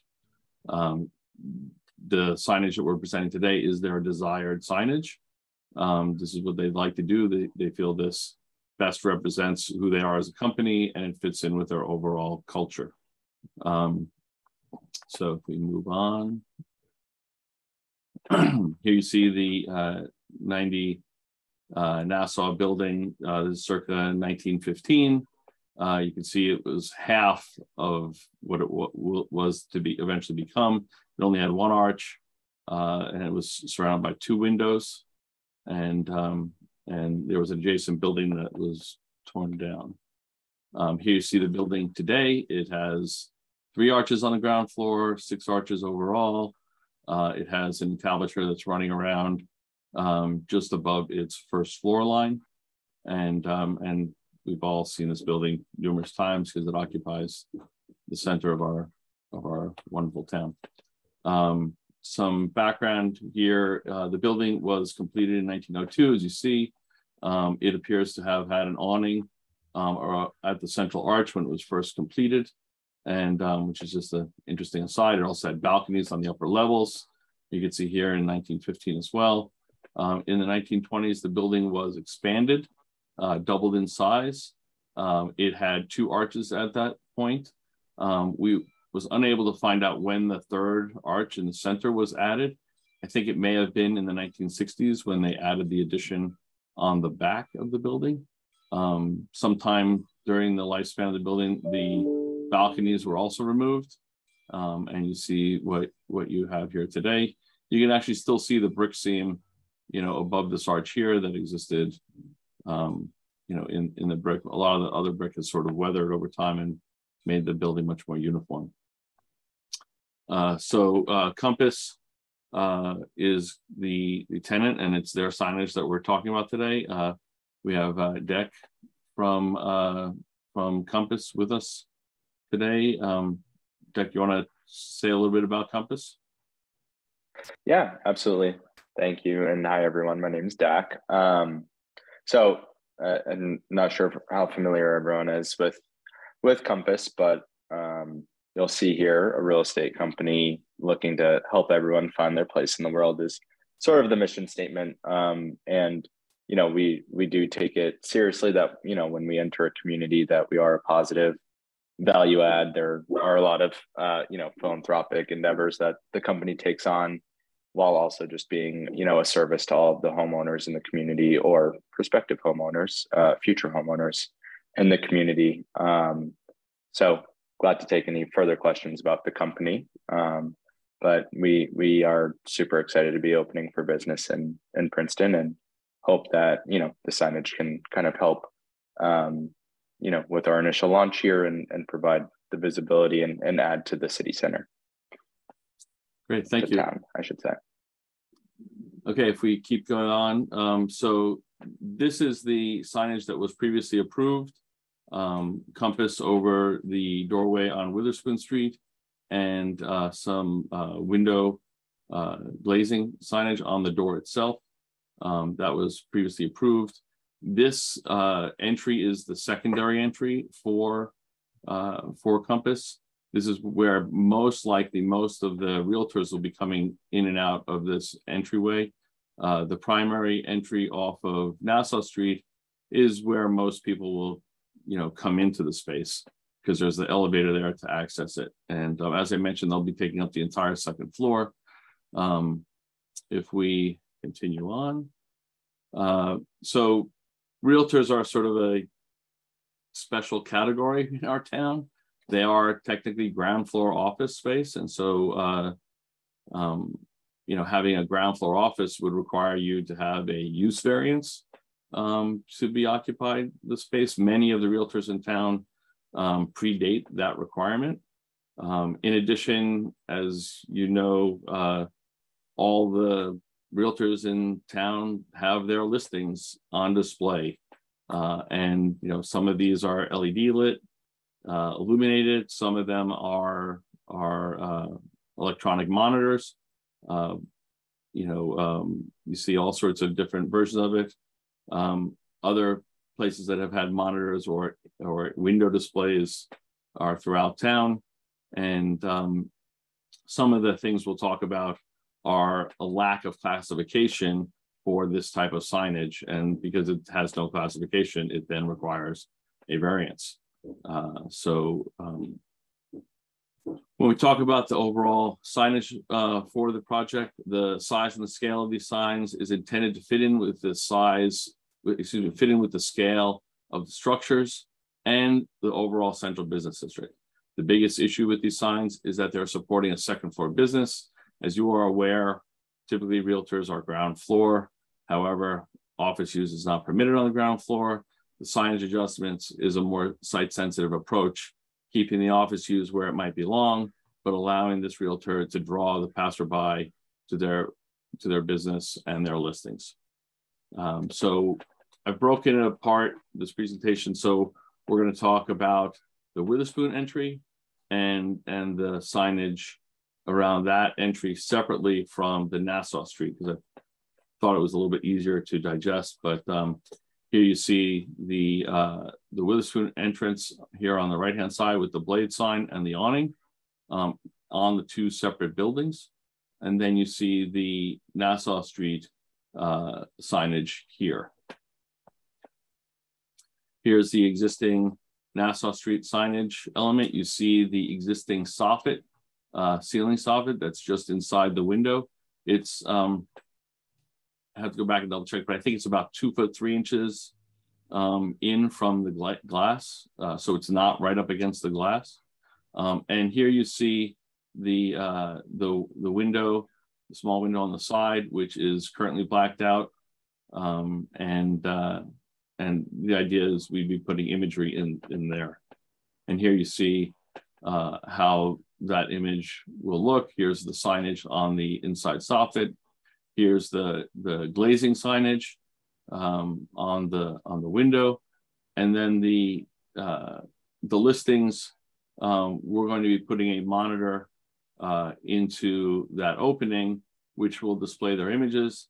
The monitor will change throughout the day. So what we have here is the 8 listings might show as 1 listing, might show as 2, might be different mixes graphically, but the idea is it's a controlled way to show the listings. Directly above that, there'll be their letters. This will be back painted on the glass, so it will appear as a window. If we go to the Witherspoon entrance, here you see the Compass signage that was previously approved, and you see the overall facade. And then here you see what it will be with the awning down low, and you also see the blade sign or the projecting sign up above it. The awning is a very low profile awning. It does project into the public right of way just slightly, you know, as the property line is at the building edge. So it projects probably about a foot or so. I can verify that dimension for you. And so it has very low impact on the facade.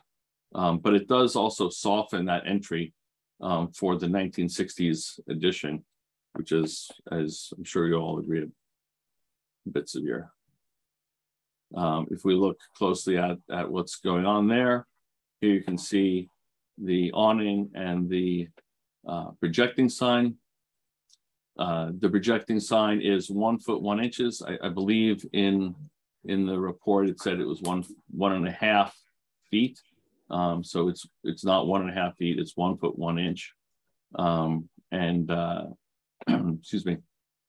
And as was mentioned, the letters are halo lit, so they're not themselves illuminated, but there'll be white letters that will have a glow around them in the evening. And the awning projects, will project 2 feet. That was the other dimension. Will project 2 feet into the right of way. So here you see both of the signs. And I'm just going to go through a couple of other items here. The sign here that's inset, there's no definition for inset signs within our ordinance. Ordinances, it's not a facade sign, it's not a glazing sign as it's set back in. It has relatively low impact compared to some of the other realtors in the area. And it could almost be considered a window display like you might see for a shop or a store. Sign 4 is just applied to the glazing. Sign 5, again, is a monitor, and there's no definition for monitors or this kind of signage. It doesn't mean it's not used in multiple places throughout town. It just means that there's no definition for it. So that's that creates the challenge. The blade sign, we located it below the entablature of the building and to be centered on the last pier. We feel this is an appropriate location for it with regard to the height and with regard to the centering on the pier. And I think the intent of the ordinance, which talks about the distance between a blade sign and another sign or awning, is to not impede that person's presence. In this case, both the awning and the blade sign are for the same business, and therefore, they're not really impeding. And in addition, they're not coplanar. The awning completes itself below the height of the projecting sign, and so visually they don't conflict with one another. From a scale point of view, I think that they're appropriate, and the awning softens the 1960s building just a bit. In general, the signage we feel is sensitive to the existing buildings and the central business district. All the signs in question fit within the time of historical significance, that they can be commonly found during that time period, and throughout Princeton during that time period, although some of the technology has clearly changed. The signs are now out of place for Princeton today and are low impact on the historic structure. The awning on the 1960s edition, we feel, is also sensitive to its form as well. And the awning and the projecting sign together, because they are on two separate buildings, sort of tie the two together. I think that I can stop sharing for a second. There were some questions that were in Elizabeth's report. So a retractable awning at this location would project far more than 2 feet into the right-of-way. It happens to be a relatively narrow sidewalk at that location. And in addition, I think a projecting awning would, a retractable awning would not necessarily support the style of the building, and this particular location. The material that we have on this is actually noted on our drawings on page A1-1, and the next question was how far the window is. The blade sign is from the nearest window. It's 4 feet, and we feel that's reasonably appropriate for its scale. I understand the question about having excess signage. I don't think that the scale of these buildings, is such that this really is excessive signage. I think that the two together, the projecting sign and awning, can work well together. We acknowledge that all the light components will be 3000 K or less. We would need to coordinate with the signage contractor for that, but they will be. And certainly special care will be taken on the installation of this signage on the historic building. I'm sure Jeff can talk to this, but it's an asset, a valuable asset for him and his company, and he wants to maintain that asset. So special care will be taken. With regard to sustainable measures, it's signage. So I don't know what kind of sustainable measures we can take, except for the fact that all the lighting will be LED. Okay, thanks, Josh. Thank you. I'm opening it up if there's any comments, questions. And I can pull the back up if you want, if somebody wants. Great. Roger? Yeah, the quick question is that side entrance, the Witherspoon door, going to still be access to the bank as it is currently, or is that changing to the real estate company only? Well, it is a secondary means of egress for the bank, but the bank really doesn't use it. In fact, we're cleaning up all of the sort of littered signage that's been there over the years with different hours and how to access. But one of the new clean signs that they have that will stay directs people to use the main lobby entrance. So it's, their customers really don't use that for access. I use it. Easier to grab a coffee at Small World and hit the bank from that side entrance. Sorry. So, maybe a minority of one. But by the way, Roger, it will continue to be accessible for that use. If you use it, you may have seen that they have the signs up there asking folks to go around the corner, but it will remain that way. All right. One other thing, isn't the sidewalk widening? Isn't that part of the Witherspoon project? Not that I'm in favor of a retractable awning or a deeper awning. I think that's, if you're going to go awning size, what you've proposed seems more reasonable.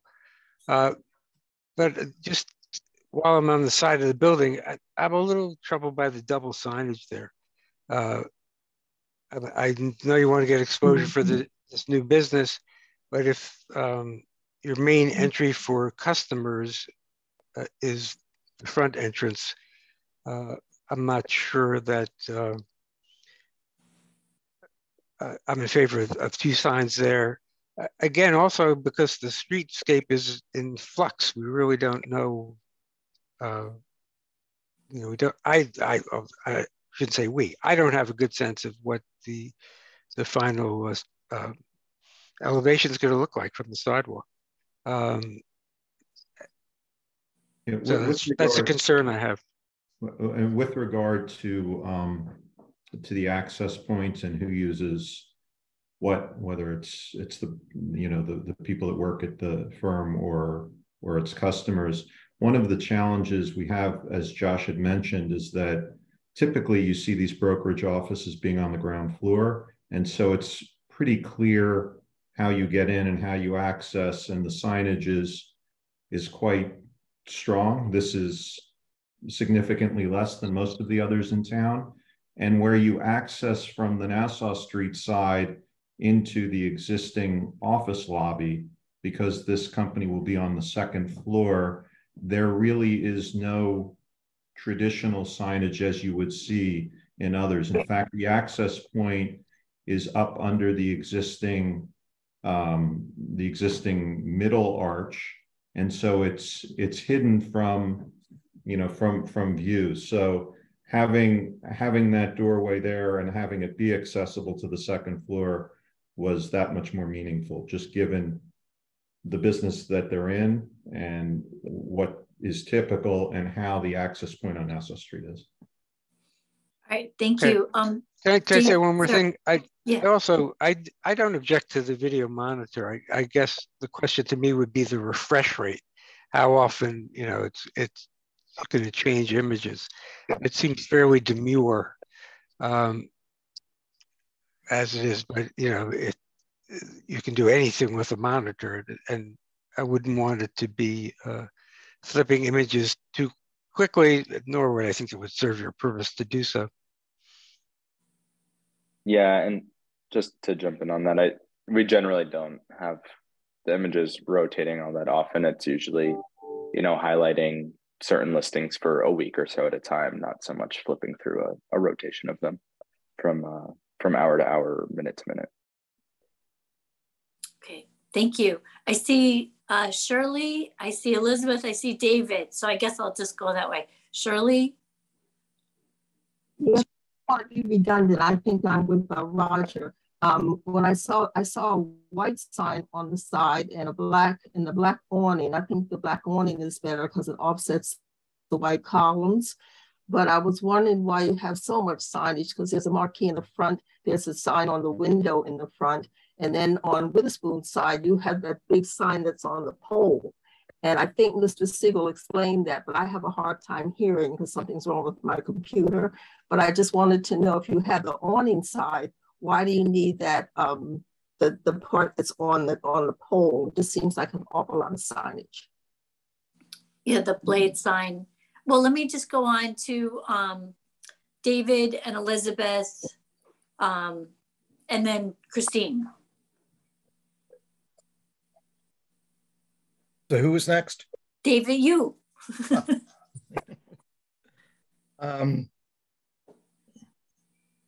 Actually, come back to me. I want to reorganize my thoughts. Okay, all right. Elizabeth? You're muted.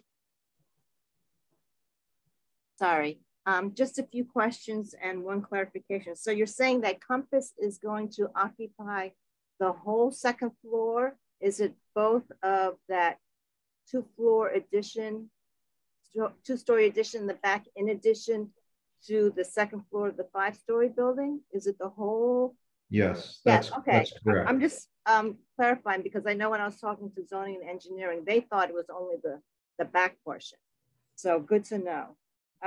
Second thing is, just to clarify my comment number 2, it was not recommending for a retractable awning. It was saying that it doesn't have a retractable awning. And typically when you have a retractable awning, it closes. And then you can see the sign below. Because it's not retractable, I was asking, are you still going to want that sign that's mounted on the building that was approved? Not that I was asking for a retractable, but I'm saying because it's not retractable, you're never going to see that sign below it. I think we can get a verification from Compass on that. We haven't actually talked about that as an issue. Okay, and then I looked at sheet A-1 and all it says is awning material. So I guess I just want to clarify, is that like Sunbrella material? Yeah, it's like a canvas outdoor. Okay, all right. And so I am familiar with Compass because unfortunately my daughter is looking for property. to move into up in Maplewood and South Orange. So Compass is actually very prevalent up there. So, you know, good luck to you in this Princeton area. But I guess you're saying that the main entrance for the public is going to probably be from Nassau Street, and the secondary entrance from Witherspoon Street is really going to be more from for the real estate agents. Is that correct? I mean, in the discussions, it's more the people who are coming into the space on a daily basis would more than likely use the stairs unless they had some need for accessibility. You know, so that's really where it is. But because, I mean, it's possible that somebody could come up that stairs into their space, but the main lobby for the office space is off of the elevator area. Yeah, I think we'll really see. I mean, this is one of those great examples of, you know, finding for me as the building owner, a national tenant with a real brand name, the kind of tenant that you know, we've been talking about in Princeton bringing into town. We don't get them often, but we get them sometimes, and trying to you know, to provide them with the right kind of presence that was a challenge out of the gates because of the issues with zoning and being on the ground floor, notwithstanding the fact that many of the existing real estate agencies predate that requirement, but then having a bit of a unique scenario with space that was available to them where there weren't really many options in town, where we had these two separate entrances and the Nassau Street side not being a typical access point for visibility for this type of tenant. So we're trying to address a lot of that to accommodate and to allow them to come to town. And so that's part of it. It's obviously a win that we have them. We're excited to have them. They're thrilled to be in Princeton. And as part of this, we're trying to make sure that we can keep them as well. And just to clarify, the main level is still occupied by Bank of America, correct? That's correct. Thank you. All right, Christine.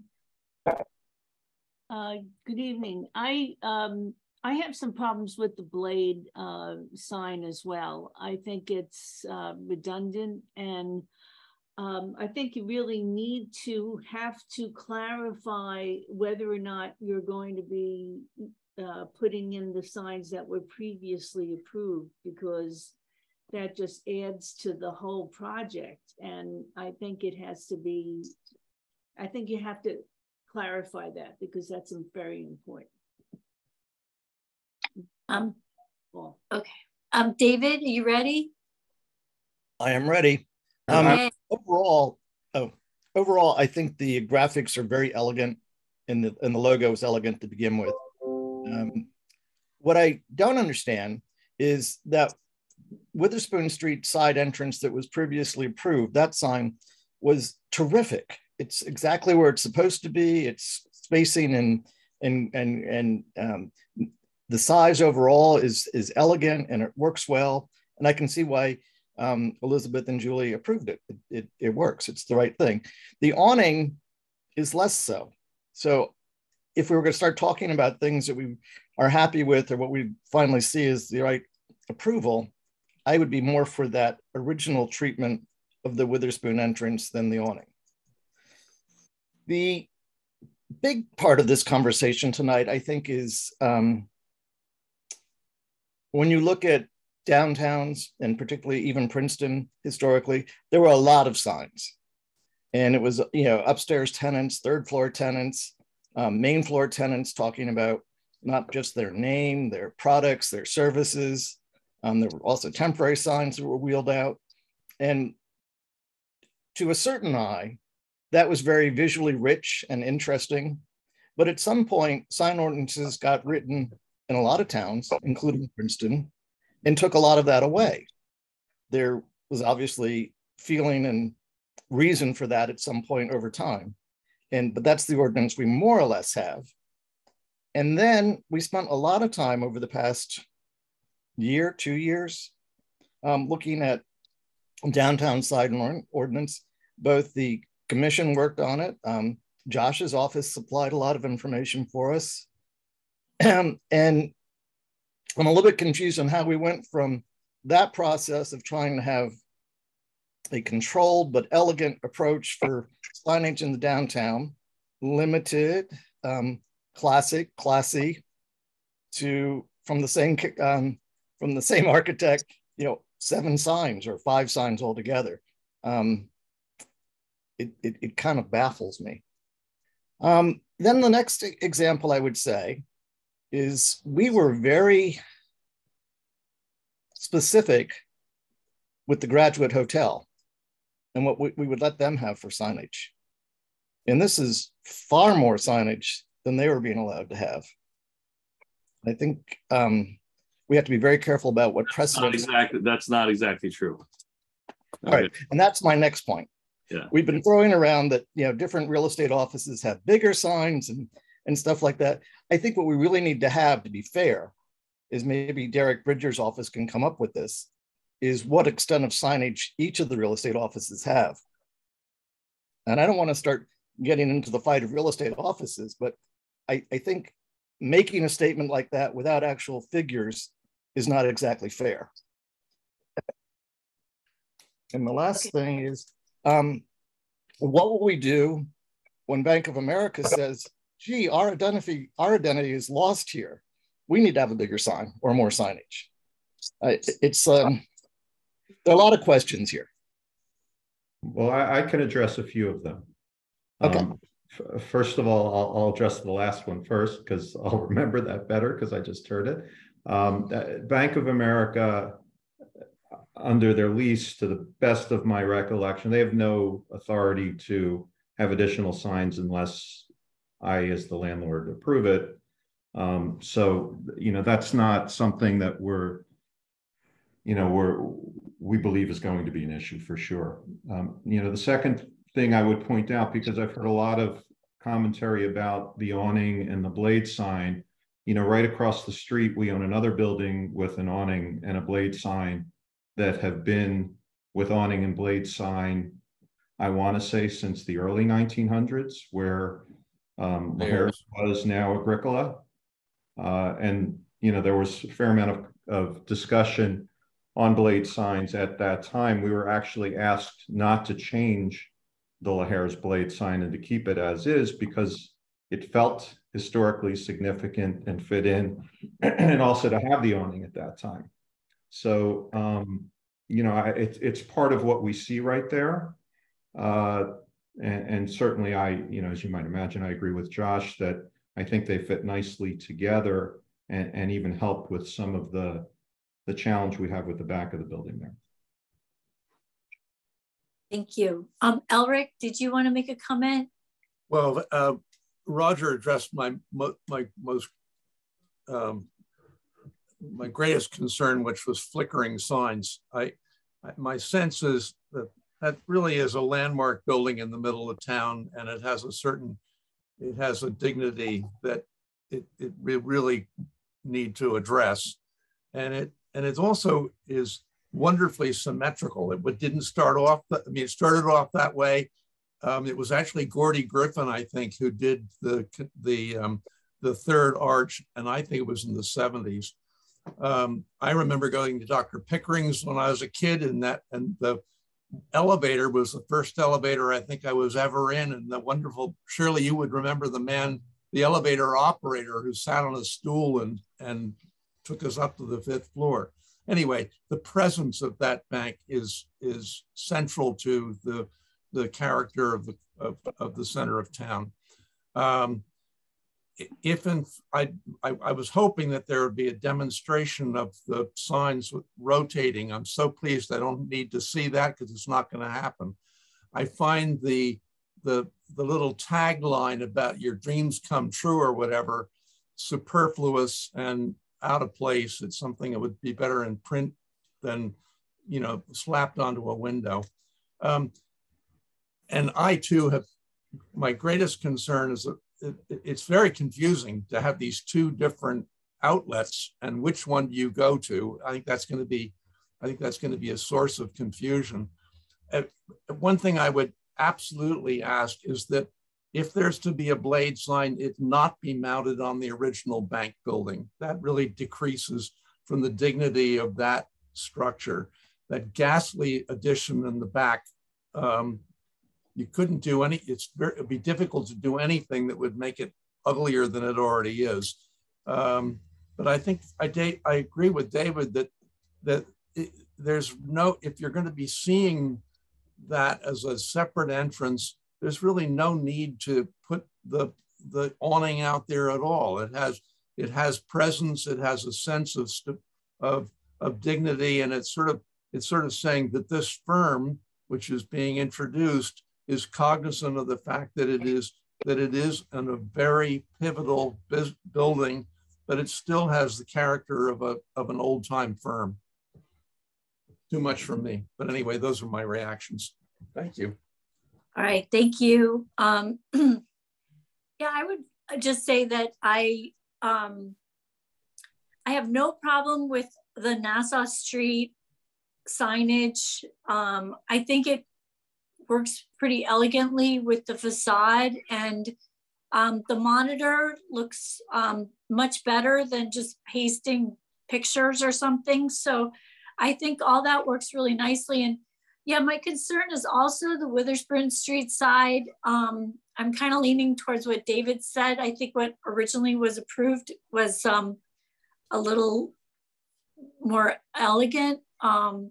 So those are just that's just my sense. But like I said, we are advisory to the site plan or the planning board subcommittee. Or no, we're going to the full planning board. So we're creating a memo to the full planning board, and I'm sure this is going to be discussed at length. Ed, do you feel like you have a pretty good sense of the commission? Well, I certainly have a pretty good sense of your comments. I mean, yeah, I guess we could. I think the consensus of the commission is not to support or recommend approval of the signage as proposed on the Witherspoon side of the building. That's what I'm getting from what you're saying. Right. I mean, I think that we're encouraging an examination of the approach there, but as far as the Nassau Street signage is concerned, I think we're in unison that that's acceptable. Got it. I have a quick question. Your comments and notes, will we have them before the planning board meeting on the 3rd, you think? Sure. Absolutely. Okay. So I think we're good, and we really appreciate you coming in, and we'll see you guys again at the planning board. Thanks. Thank you, everyone. Thank you.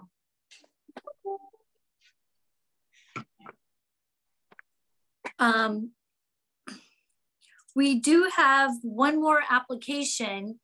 And maybe Elizabeth, you want to bring over the applicants? It's 11 Lee Avenue, solar panels. Yes. Were there any comments from the public we didn't see on 90 Nassau? Is there anyone in the audience? I didn't see any hands up, David. Okay. Okay. I tell you, if they brought back the balconies, I'd vote for anything.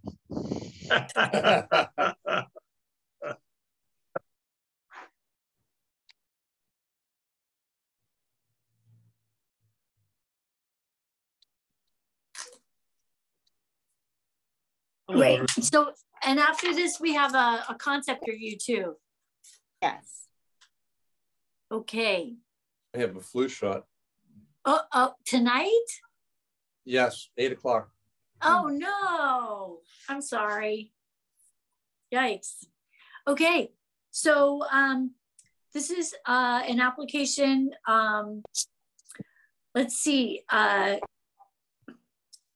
Venture Home Solar. The owner is Joyce McKitchen Walker, 11 Lee Avenue. Elizabeth, do you want to just quickly go over your report? Of course. Thank you, Madam Chair. So the applicant Venture Home Solar has filed an application for the property owner, who is Joyce McKenna Walker, pursuant to Princeton Historic Preservation Ordinance. The subject property is located on the north side of Lee Avenue, between the cross streets of Witherspoon Street and John Street, closer to Witherspoon Street. The project site is identified as block 6905, lot 22 on the Princeton tax map with the address of 11 Lee Avenue. It's located in the R9 zone of the former Princeton Township. And the site is situated in the residential neighborhood of the Witherspoon-Jackson Historic District as identified in the municipal zoning overlay map. This property will be reviewed in accordance to Overlay District Type 2.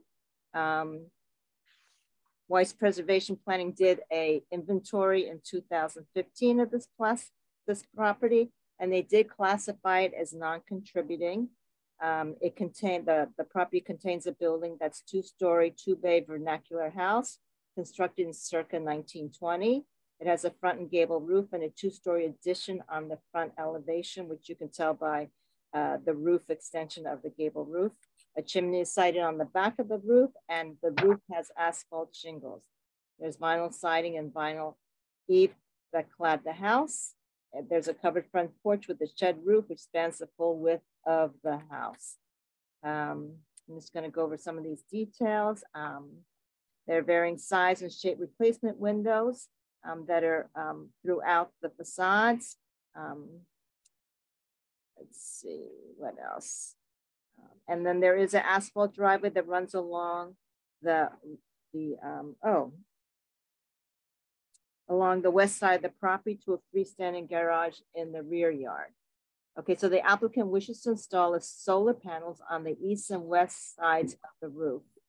A combiner box and the AC disconnect box is necessary for the operation of the system and is proposed to be mounted on the rear section of the west building elevation away from the street. A main service panel will be installed internal to the house. Venture Solar House prepared the design and is the authorized representative for the applicant.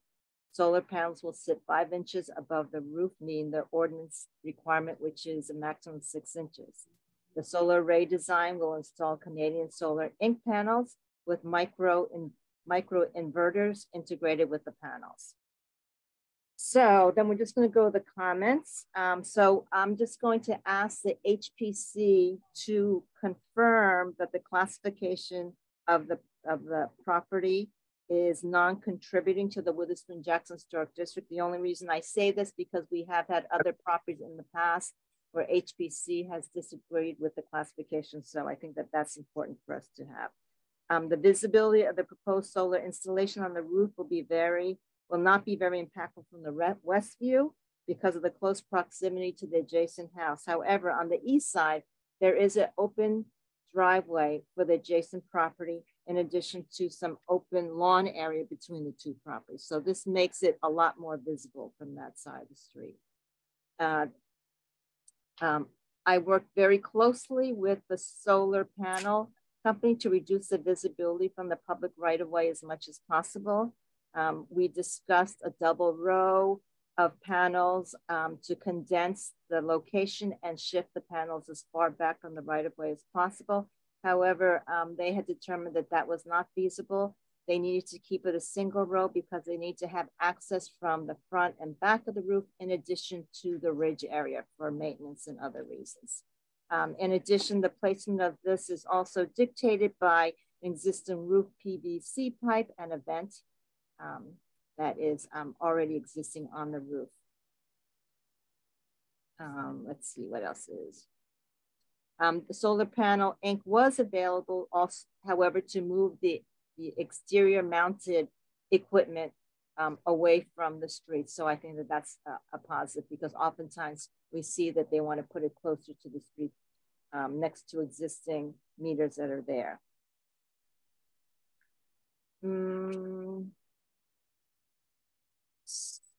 So, let me see what else I have. Several applications have come before the Historic Preservation Commission in the past, and it was always the commission's decision as discussed in their 2018 meeting, that any slight visibility was not acceptable. However, since then, HPC recognized the need for flexibility since they do support sustainability. And in an application 2020 on John Street, the HPC did approve an application where there was slight visibility to the panels. A memorandum was attached to this report, which was Ed Schmear's memo that was dated July 14th, 2022, which we had prepared for HPC, which was giving them guidance as far as proposed guidelines for review of solar panels. So I hope the HPC had an opportunity to review that prior to being able to make their comments on this. That's all I have. Thank you. All right, thank you. Just a couple things. I think Ed wrote a great memo on solar panels. I think that's a really good document to look at. It really deals with both the need to support sustainability and at the same time walk that balance of whether or not how to minimize the impact. So it's like that question of like how much is too much, or is this not so much? You know, that's the question, is this too much impact or is this okay? And I know that the profile was reduced down to like 5 inches, and that the slope of this roof is quite shallow. It's not a steep roof. So from the street, I mean, my sense is that it's quite minimal. But in any case, make sure you look at the photographs, because that really informs you on the slope of the roof. But anyway, if anyone else, does anyone have questions? I guess I should let the applicant, sorry. I guess I should let the applicant talk first, sorry. Go ahead. Hi, I'm Josh Esposito. I'm here with Brittany Dixon and Daisy Tatum, the regional operations manager, and we're representing that Walker residence today. So kind of just jumping directly into the whole preservation and sustainability part of it. After reading those comments and recommendations, looks like 10B-386 kind of meets all of those criteria and requirements that you guys are kind of looking for on that preservation side. So that was pretty much, boom, right out of there, right out the gate. But also on top of that, even comes down to being able to save the roof in itself when these solar panels are installed. We're not now, a roof that, would probably life would have been coming up in 10 years. Now we're extending it another 15, 20, 25 years. And that's kind of keeping more material going into dumps, kind of, preserving again, that home at that point. As for the visuals of, seeing it from the street versus kind of like what the homeowner sees and what the neighbor sees, if you don't mind, I'll share my screen here now, because I definitely went ahead and pulled up what kind of was submitted on your guys' end versus kind of what I'm seeing on my end. Mm-hmm. So that being said,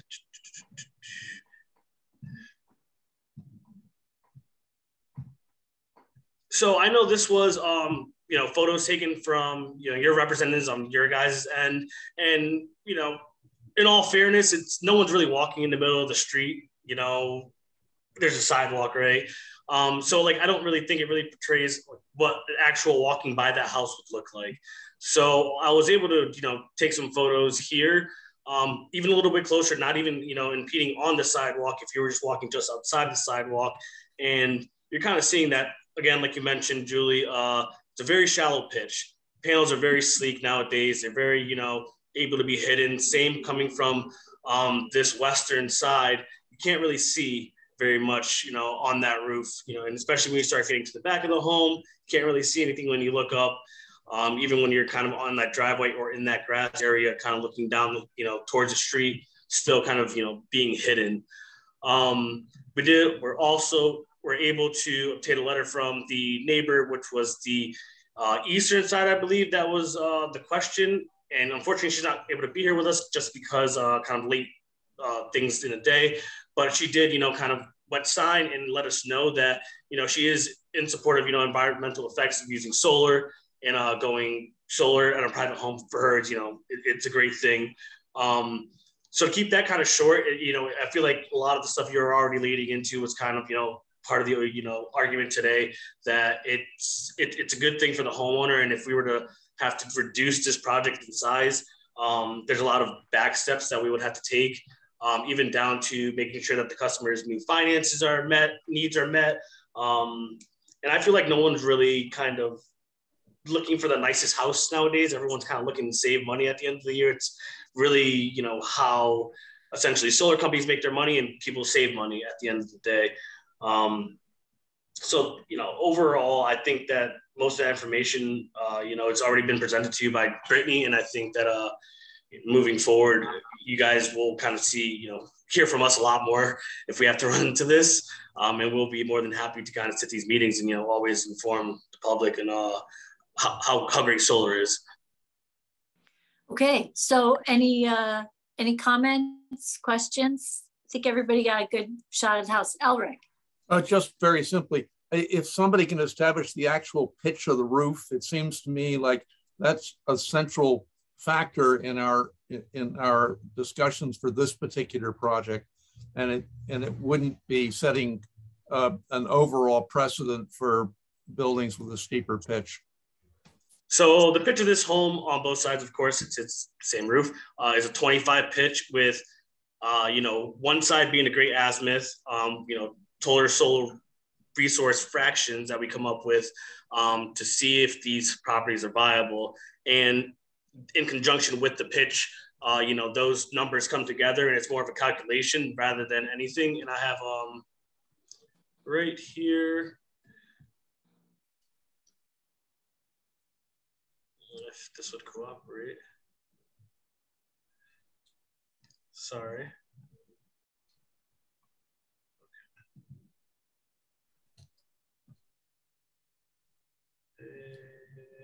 So give me 1 second to look this up really quickly.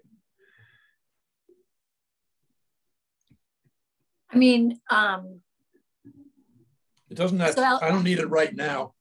Fair enough. Yeah, I was just going to show you pretty much what we use LiDAR to kind of show you what that solar access looks like on the roof. Right, but I thought your photographs summarized pretty well the view you'd get from near the house, and it's pretty flat. So I don't think you're seeing a lot up there. Anyway, Roger. Yeah, I would also go back to Elizabeth's point in her report and from the Weiss report that it's non-contributing. It's right. I think it's the second house on the block. Going in, I don't really even feel like I'm in the neighborhood quite yet when I'm at that corner. You're more immersed in it a few houses in. That's kind of subjective, but I just don't think it makes a big impact on the streetscape. Christine? Judith? Sorry about that.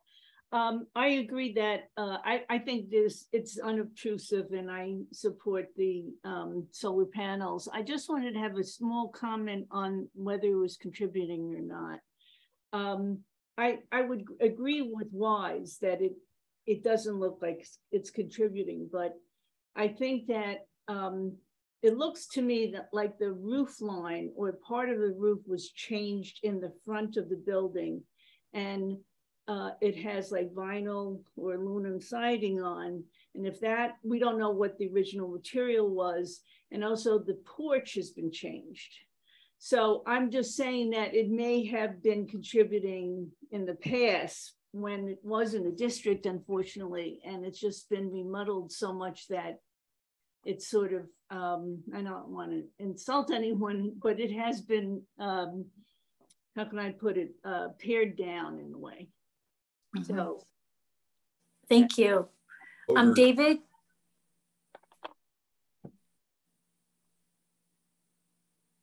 Sorry, I was muted. I guess what I need to understand is, are we going to start saying that a roof pitch of a certain degree is going to be more acceptable, and then when it gets to a steeper pitch, it's not acceptable? And how are we going to make sure the public understands that distinction?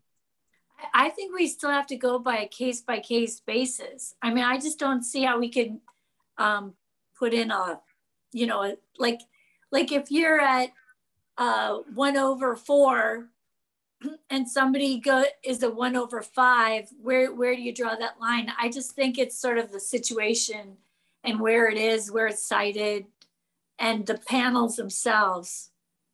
And I very good. That's that I would say also, depending on the stories of the home, if it's a 1-story versus, you know, this being a 2-story, it will make a difference.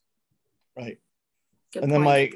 my other question is, and I could see this being asked at other proposals too, is clearly one pitch of the roof we don't see at all or see very little, and one we do. Should consideration be given to having it just on that one pitch that we don't see? Well, I think they went over that they were trying to kind of accommodate that, but they weren't able to because of some vents and other issues. Right. I mean, that pushes towards acceptance, but maybe we don't want to accept for that reason. Well, I know. And then the other thing is, on the other hand, I think we are trying to support environmentally sustainable ways of creating energy. So, I mean, I like Ed's memo is great because it really is about this balance. And I think that's what we're talking about. And for me personally, I feel like this is within the non-obtrusive, but you get the energy kind of like, it's a good situation. So, I mean, that's my sense. Hi, everyone. Well, let me just, I'm sorry. Just to opine a little bit, just to give you some background information, Ms. Walker recently lost her husband. So this would also be a great financial burden off of her to lower her energy bills. It also increases the value of her home.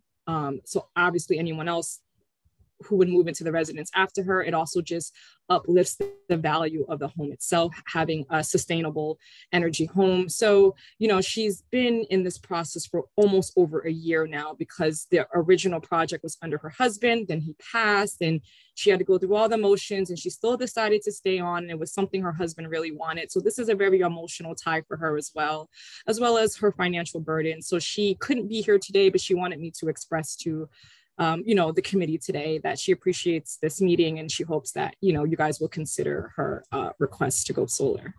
Oh, thank you so much. And just by the way, we're really only supposed to talk about historic issues and not financial ones, but we appreciate the comments and thank you for letting us know. Is there any other response? Shirley, Frida? Oh, Leighton has his hand up. Thanks, Madam Chair. I think both David and Elizabeth Kim were ahead of me on the call. Oh, that's okay. Go ahead, Leighton. You're on. Okay, thank you. You know, living in a historic district in Princeton carries with it certain responsibilities, and quite frankly, in the Witherspoon Jackson neighborhood in particularly, for some folks, not just an opportunity, but sometimes a burden. And I think in an age where we are valuing history, because it's very important for many reasons, which is why the Witherspoon Jackson neighborhood is the 20th historic district, along with balancing, you know, the need for whatever reason to have, you know, I don't know, climate zero, net zero, more sustainability. You you know, I think, you know, in a historic district, if you can blend history along with having it be more affordable, I think that's a win-win situation. And as I looked at the pictures, you know, and I, you know, full disclosure, live in the neighborhood. When you walk down Lee Avenue or Birch Avenue, you know, seldom do you, like, unless you're listening to the birds in the morning, do you tilt your head back enough to see these solar panels on these roofs. I think it's the most unobtrusive way to have a win-win situation, to at least to some degree maintain the historic character of the neighborhood, but also to build climate infrastructure and make good decisions on how we go forward, you know, for smart growth. To me, it checks all the boxes, and I don't see any reason why this shouldn't be approved, especially because of the way the panels are on the roof that is exposed. Just to me, I just don't see a lot of people that are going to pay that much attention to it. Those are my comments. All right, thank you, Leighton. Thank you. Wait, just before you go on, David, I just want to make sure does anyone else have any comments, suggestions, anything? Shirley. Shirley. Yes, thank you. I know that we worked on a John Street family who wanted panels. I don't know whether that ever happened or not, but I know we talked several times about the panel. Did they ever put solar paneling on John Street house? Yeah, I think we did. Talking about. Yeah, we did approve a house on John Street for solar panels. So yeah, we did approve them. So yeah, I do agree with Leighton. I know the woman who's there, and I know about the passing of her husband. And I know her because we're both Presbyterian, I guess. But yeah, I do think that that would be in addition to what her situation is, and also the environment. Great. And it isn't with this community, and you know how I protect with this from Jackson community, but I think that would be an addition for her. Okay, thank you. I guess David and then Elizabeth. So my question is, are these leased, or will the property owner own them, the panels? I can let you know right now. Looks like this is a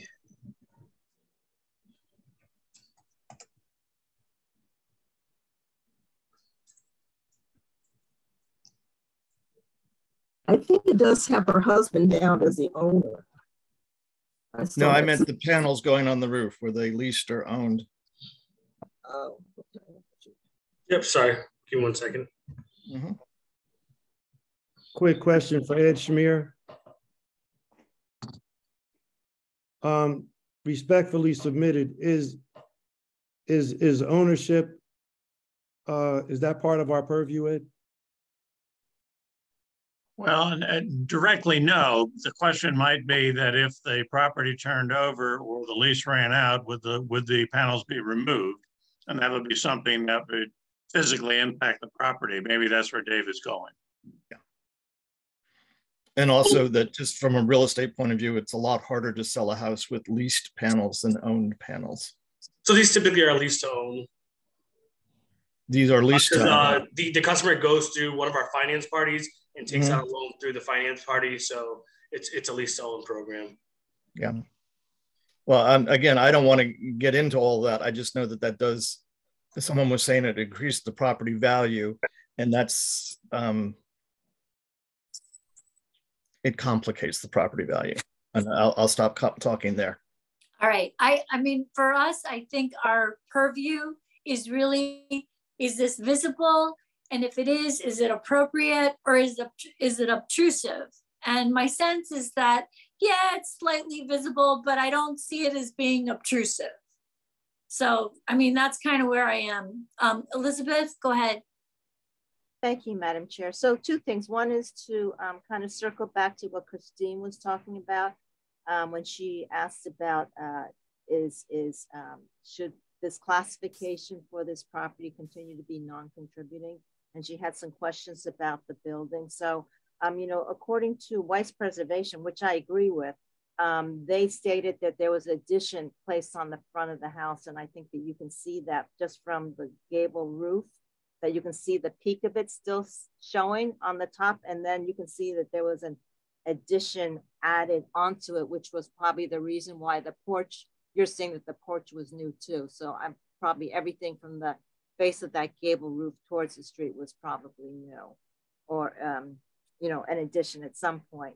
And I do want to just point out to the commission that even though a property is non-contributing, I don't think that they should get into the habit of thinking, well, if it's non-contributing, then, you know, we should be able to put whatever we want, because it's still within the historic district. It's still part of the streetscape. So just to kind of keep that in mind for future applications as well, just because it's not historic, it's not contributing, does not mean that it's not going to play an important part on what you do to that property. Just like when we have a tear down, there's something new built, obviously HPC is always looking for it to be appropriate within the neighborhood. All right, thank you, Elizabeth. Thank Okay. you. So I was just wondering if there's a motion. Do we have a motion to approve? Because we still have a concept review and it's almost 7 o'clock. I have one more question on this. The equipment that runs down the side of the house and attaches to the side of the house, I believe that's shown at the street front end of the house. Is that correct? Could it be at the back end of the house? So typically we like to, because if we were to put that on the back end of the house now, we would have to run extra pipe alongside of that house now. So even showing more pipe. And also per NEC code and fire department, they always want that equipment as close to no further than 10 feet from the meter, just for all emergencies. That's why I put AC disconnect, which is the first means of disconnect to cut off the entire system. So the closer that it is to, like, again, the meter, the better. Again, if we were to move it around to the back of the house now, you know, you have firemen running to the back of the house to try to find a switch, you know, cut it off, when typically, like, per NEC code, everything's always doctored together. Also makes it accessible for the utility company. Sometimes they don't want to have to go into the backyard because there could be unknowns. There could be a dog back there chained up, anything like that. So in this case, it really makes it easy for, you know, someone to come up to the home, know exactly where to go to get the system turned off in case of emergency. So I guess I understand easy, safety, but it is a visual impact into the district, maybe more so than anything else. If the roof is... I wouldn't say it would be a visual impact because, you know, when you're running end lines and things like that, you know, typically there's a meter and there's a Verizon box right there outside of your house, right? Mm-hmm.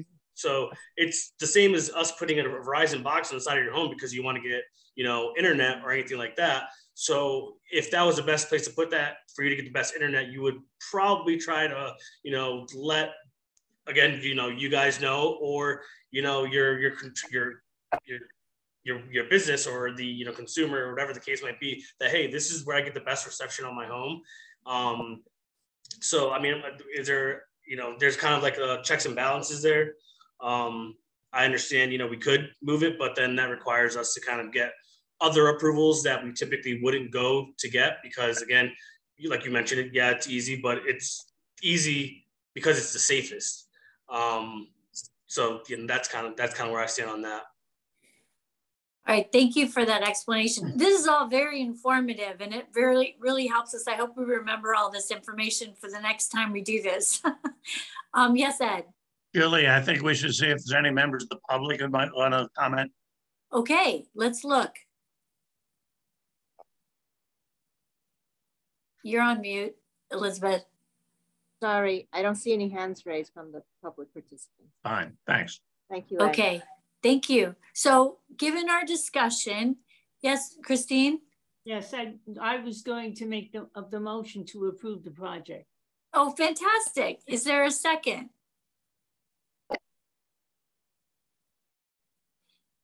I second. Thank you, Frida. Do you want to do a roll call vote, Elizabeth? Yes. Ms. Capozzoli? Yes. Mr. Shore?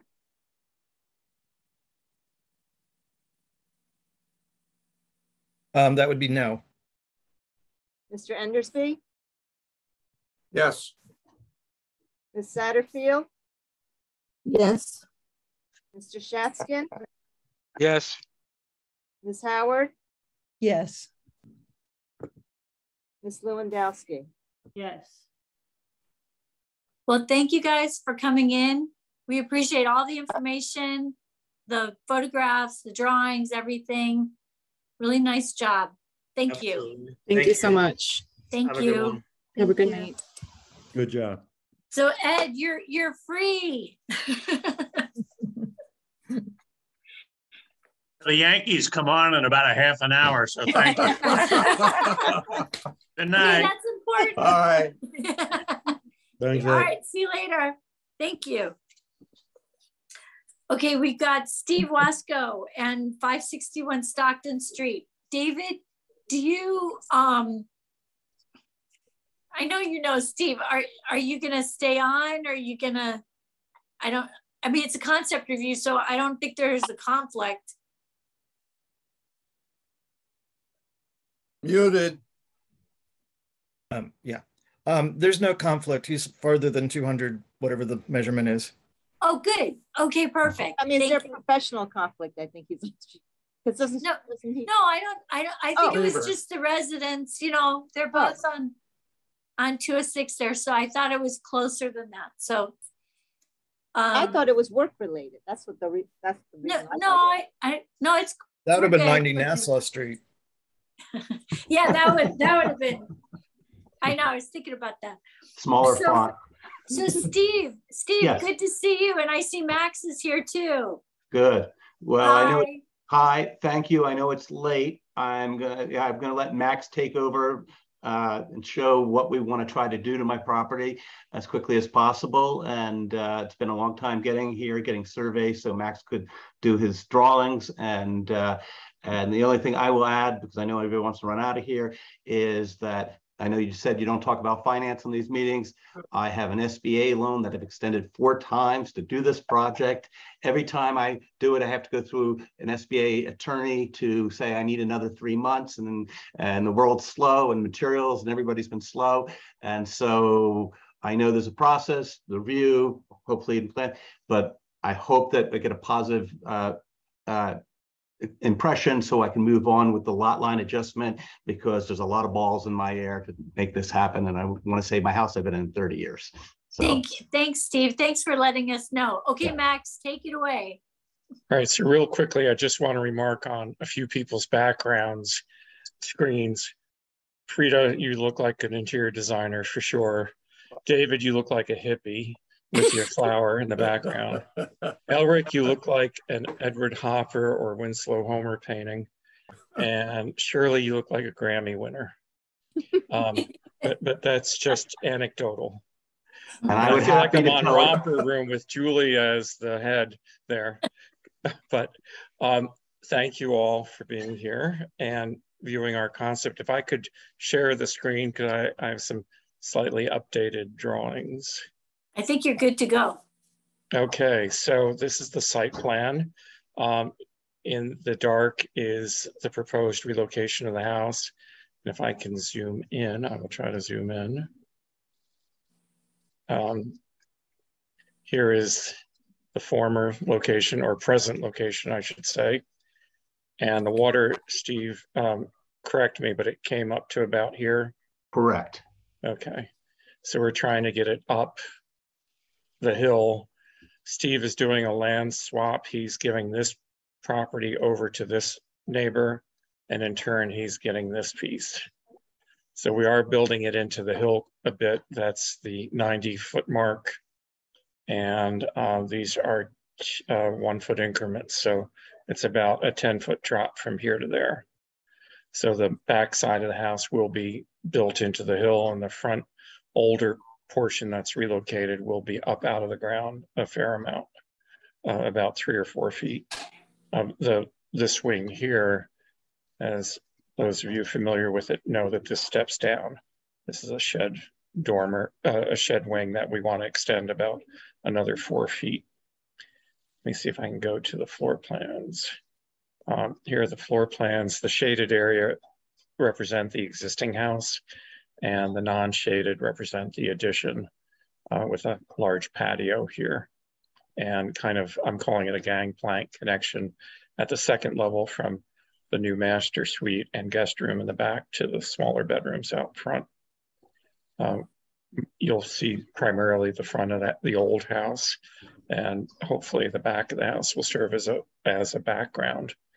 I wish I had a 3D rendering for you because I think that would be most helpful. But this is the Stockton Street elevation. The existing house is shaded, and there is the addition in the back. This is the Stony Brook Creek side and the uphill side to the schoolhouse. And then this is actually the most uphill. This is the opposing side of the Stockton Street elevation. And if I can zoom in, which I will, we're trying to play a little bit of a game with the shed roofs of the existing house. The siding will be a larger exposure. The windows are a biggie version of the existing, pardon the triangles. They're meant to represent how the windows open and don't necessarily represent reality. I've erased them on a few of them, but not enough. So we're trying to play a little bit of a game by upscaling the siding exposure and playing with the shed roofs. I mean, the original structure is kind of quirky, and we're trying to play with that in a quiet way. Steve has not the biggest budget, and we're trying to get as much living space, but still honor the existing building. This is the bump out of the gangplank, which I really don't think you'll see from the road due to the way the house will be uphill. And I really don't think that you'll see that much of the addition. You know, this is a standing on the ladder in the middle of Stockton Street, about 8 feet above the street type of view. So I think you will see most of the old house, and there will be a hint of something in the back. We're hoping to do a standing seam metal roof to kind of keep in the vernacular feel of the building. And that's about it. I have a question about the colors. You've shaded the original house a kind of darker color. I know it's red now. And then the addition is maybe a lighter color. And I'm just wondering, is that the plan? It very well could be that we, pick a complementing shade, or, is it a gray or something to kind of differentiate it so it doesn't look so monolithic either. And that's why I really wish that I had a 3D view, and I will show you one yet, because this projects forward of that. So you really will not see this as wide. It will be, appear considerably narrower. And, we populated this with a bunch of windows to take down the mass of the width here. And this is about 20 feet. The existing house is about 20 feet with the overhang. Mm-hmm. So, the existing clapboard is nearly a 5-inch exposure, and I could see this being like a 7 or 8-inch exposure here. So yeah, we would like to try to play that game of, something similar, but slightly different. Right, just to keep the emphasis on the original house and make the addition recede a little bit. Yeah, we really want it to be kind of quiet. Mm-hmm. Any other questions, comments? Yeah, that would be my concern as well. I mean, Max already addressed this by saying that we're looking at the house from an elevated position, but I wouldn't want the addition to look like it's looming over and kind of subsuming the original house. The more it can be there but recede, the happier I would be. Yeah, I think we all agree with that. Mm-hmm. Elric, David, Shirley, Rita? I'm going to jump in because I'm going to jump out for my shot. Right. I like the part. I like the applicants and the architect so much that I don't want to make any pejorative comments, but I do sense steroids.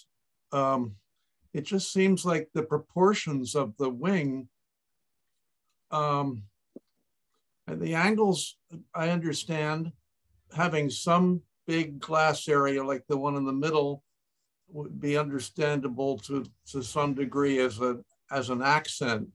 But beyond that, it just seems to dwarf the original house. And I just wonder if it couldn't be, if you couldn't put it on the copier and shoot it at 90% and see what it looks like instead. I grew up spending a lot of time at the Craig's house next door, and this is going to affect the view from that house significantly. Fortunately, he's obviously a very good neighbor to recognize the plight. Listen, my computer's, the battery is about to go out. I left the power cord at the office. I wish everybody well, but I'm going to say, anyway, I'm going to say goodnight. Okay. All right. Good luck with the flu shot. The bad one's behind me. Good. Thank you. Thanks, okay. Albert. Bye, Alric. You're injecting some reality here. Yeah. Anybody else have a flu shot?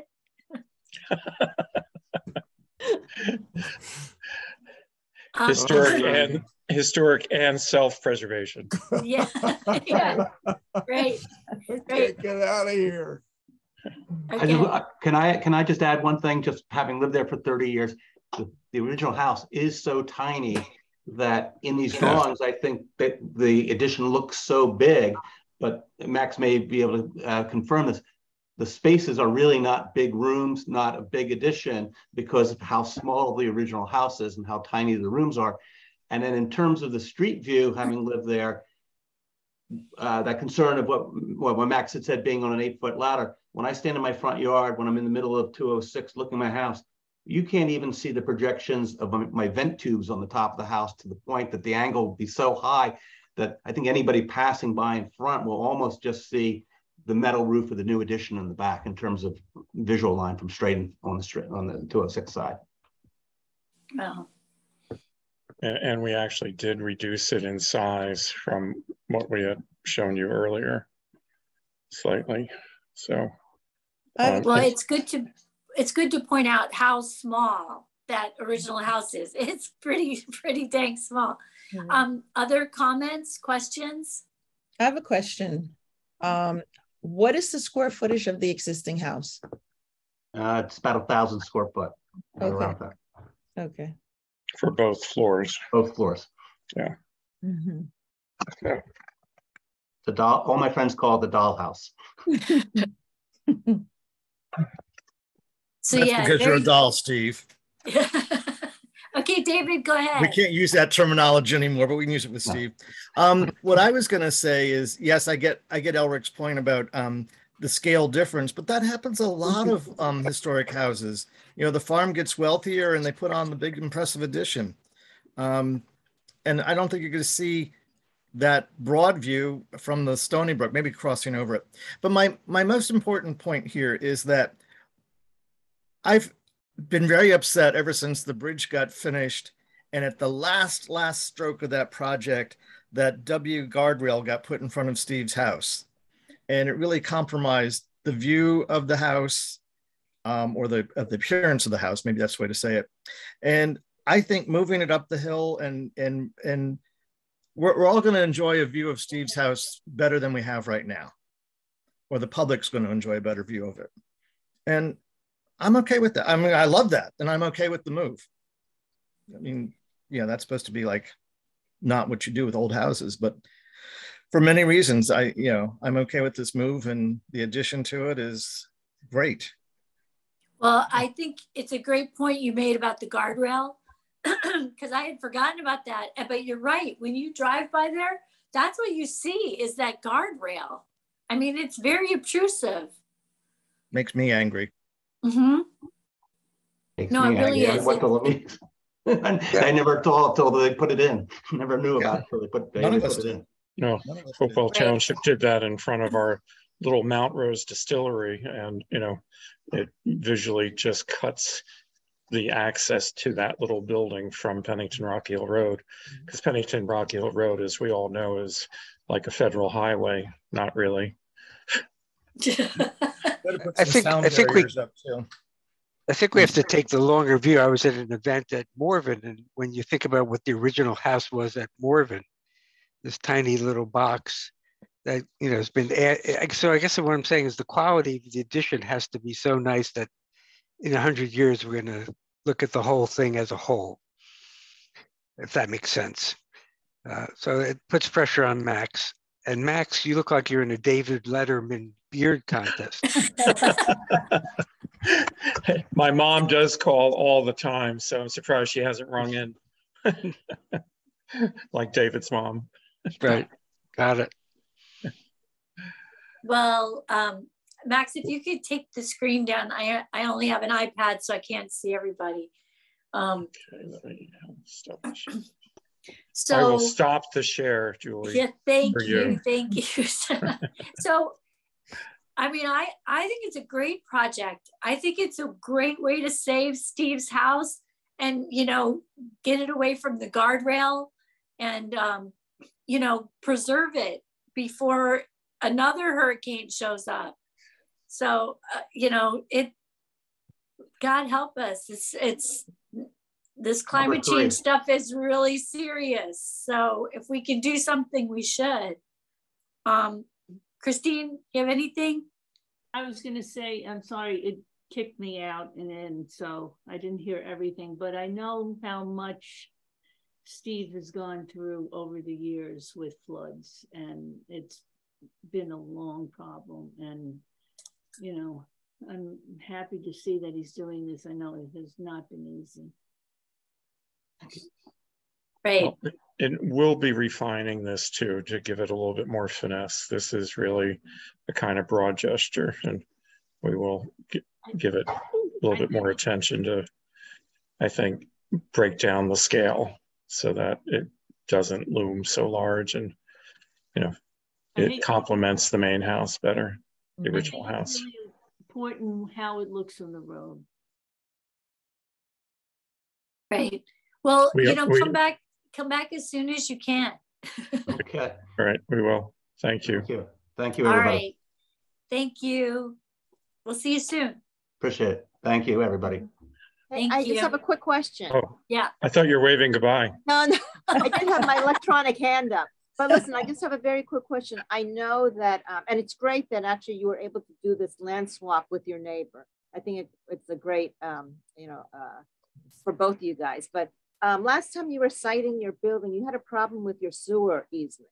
Were you able to clear that with the siting of this building the way it is now? It's on the other side of the easement, and the one issue I have is part of the construction. I have to actually realign my neighbor's sewer because it's going right through the additions. Presently, it's going right through where the addition will be, but I did have Messick Plumbing come out, and they seem to think that it wouldn't be a problem to realign the neighbors right across the front of the property and tie into the township sewer. I'm presently on a cesspool, and I will be tied into the sewer because I will be uphill the sewer, with this project. So I will also be tying in with it. Okay, good. Thank you. And the one thing that the neighbor gains with this land swap is he actually gains direct access to the creek, to the brook, which he did not have previously. So he may have lost some visual access, but he has actually gained physical access. And the other thing is we are tight to the new land and to the sewer easement. So it kind of dictated, how much we could play with the building. And I just came up with an idea to maybe articulate it a little bit more. But so you'll see that next time. But, yeah, because I did see that it's kind of right on the setback line, right? It's right on the setback line. Okay. Are there any variances, that we will need a height to setback ratio variance. All right. Well, we hope you get it through fast so you don't have to, extend that loan, Steve. Yeah. Thank you. And just one more thing on the site. I think, I don't know if everybody knows, kind of hoping that the box is going to be turned to the house a little bit, so that facade, the long facade that Max has there, is actually going to be pointing towards the stream as opposed to 206. So, and the other side coming from Princeton will be going into the hill, so it'll be looking smaller. And the one little benefit that the public gets driving by is once the house is removed, there'll be more of a clearer view to Stony Brook, which is actually kind of a nice end product for them. Right. Very true. Very true. Well, really good luck. And honestly, I hope we see you really soon. Thank you very much. Appreciate it. He has a gun to my head and my beard and my beard. I'm sorry. All right. Okay. Bye-bye. All right. Take care. Thank you. Thanks. All right. I think that's it for our business. Anybody else have anything else?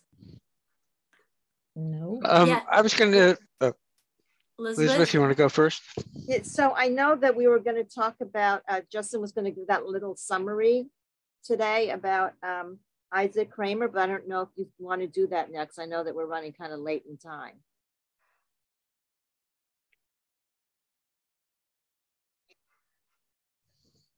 Would you like me to?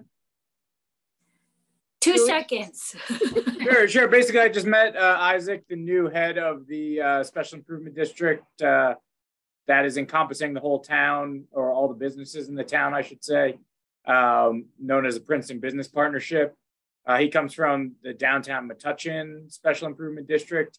And I described to him how the Central Historic District and the Witherspoon Jackson Historic District really encompass a lot of the businesses in town are within those two historic districts, plus Jugtown.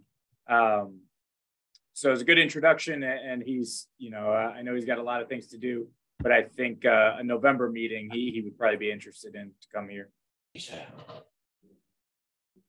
Yeah, the question was, this is a guy, I heard him talk at the Historic Trust Conference in May or June it was, about the Metuchen downtown. And interestingly, Metuchen doesn't have a historic preservation ordinance. So I thought it might be good for him. Let me back up. He has a degree in historic preservation from Cornell, and is also on the Metuchen Historic Preservation Commission, which is trying to get an ordinance in town. But I thought it would be good for us to meet with him because as the person who's going to be guiding businesses and trying to improve the business community and the business situation in town, he's probably going to have to deal with us as if businesses want to make changes, just the kind of things we were dealing with today with the Compass Realty issue. So I just thought it would be nice for us to have an introduction to him and vice versa. And Michelle Lambros, who is the councilwoman who has been most closely associated with the Special Improvement District and the Princeton Business Partnership, along with the rest of the council, Leighton and his co-members, she would be interested in just introducing him to us. So I guess we could arrange that for November if we don't have a chock full 7-11 agenda. Yeah, let's wait and see. David, you have your hand up? Now, two things. Actually, I was going to suggest that we also invite the new director of the Historical Society to come and see us. And before that idea, I was just going to take them out to lunch myself together if I could. But if we just have them come to a meeting separately or together, I think it's good. I mean, these are all the resource people in the community. We help each other, and that would be good. Then the other thing I wanted to bring up is, who do we make sure that we send a letter to get the bridge that abuts the big bridge project that we did, the part that's owned by the county that is Quaker Road. That took a lot of damage, and now it's really disintegrating. The stones are falling off all over the place. And is that a letter to the Quaker Road at Route 206? Quaker Road at Stockton. The one, oh, and Stockton. Okay. So I just think we should be holding somebody's feet to the fire. Is that a county bridge? I believe As so, opposed- yeah. As opposed to a state bridge? Correct. I went to the new dedication of that, and it was substantially worked on maybe 20 years ago, and I'm surprised it's fallen apart so much. It even got work during the time when the Stone Arch Bridge, the Stony Brook Bridge, was being done, if you all recall. Mm-hmm. Well, they changed it. I mean, they made it one way so there'd be less pressure on the bridge. Mm-hmm. There's some Jersey barrier on the one side. Right. Yep. The whole Quaker Road problem, yeah, from the storm. Mm-hmm.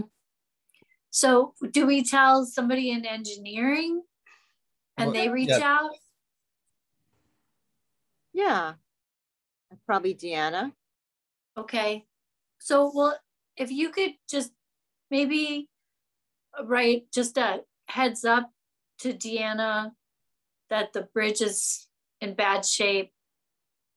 Maybe she has contacts.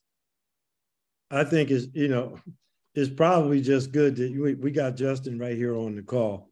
I'm sure he can, take that information to Deanna. Yep, I can do that. All right. I'm trying to take notes as we speak. So yeah. All right. Thank you. Okay. Anything else?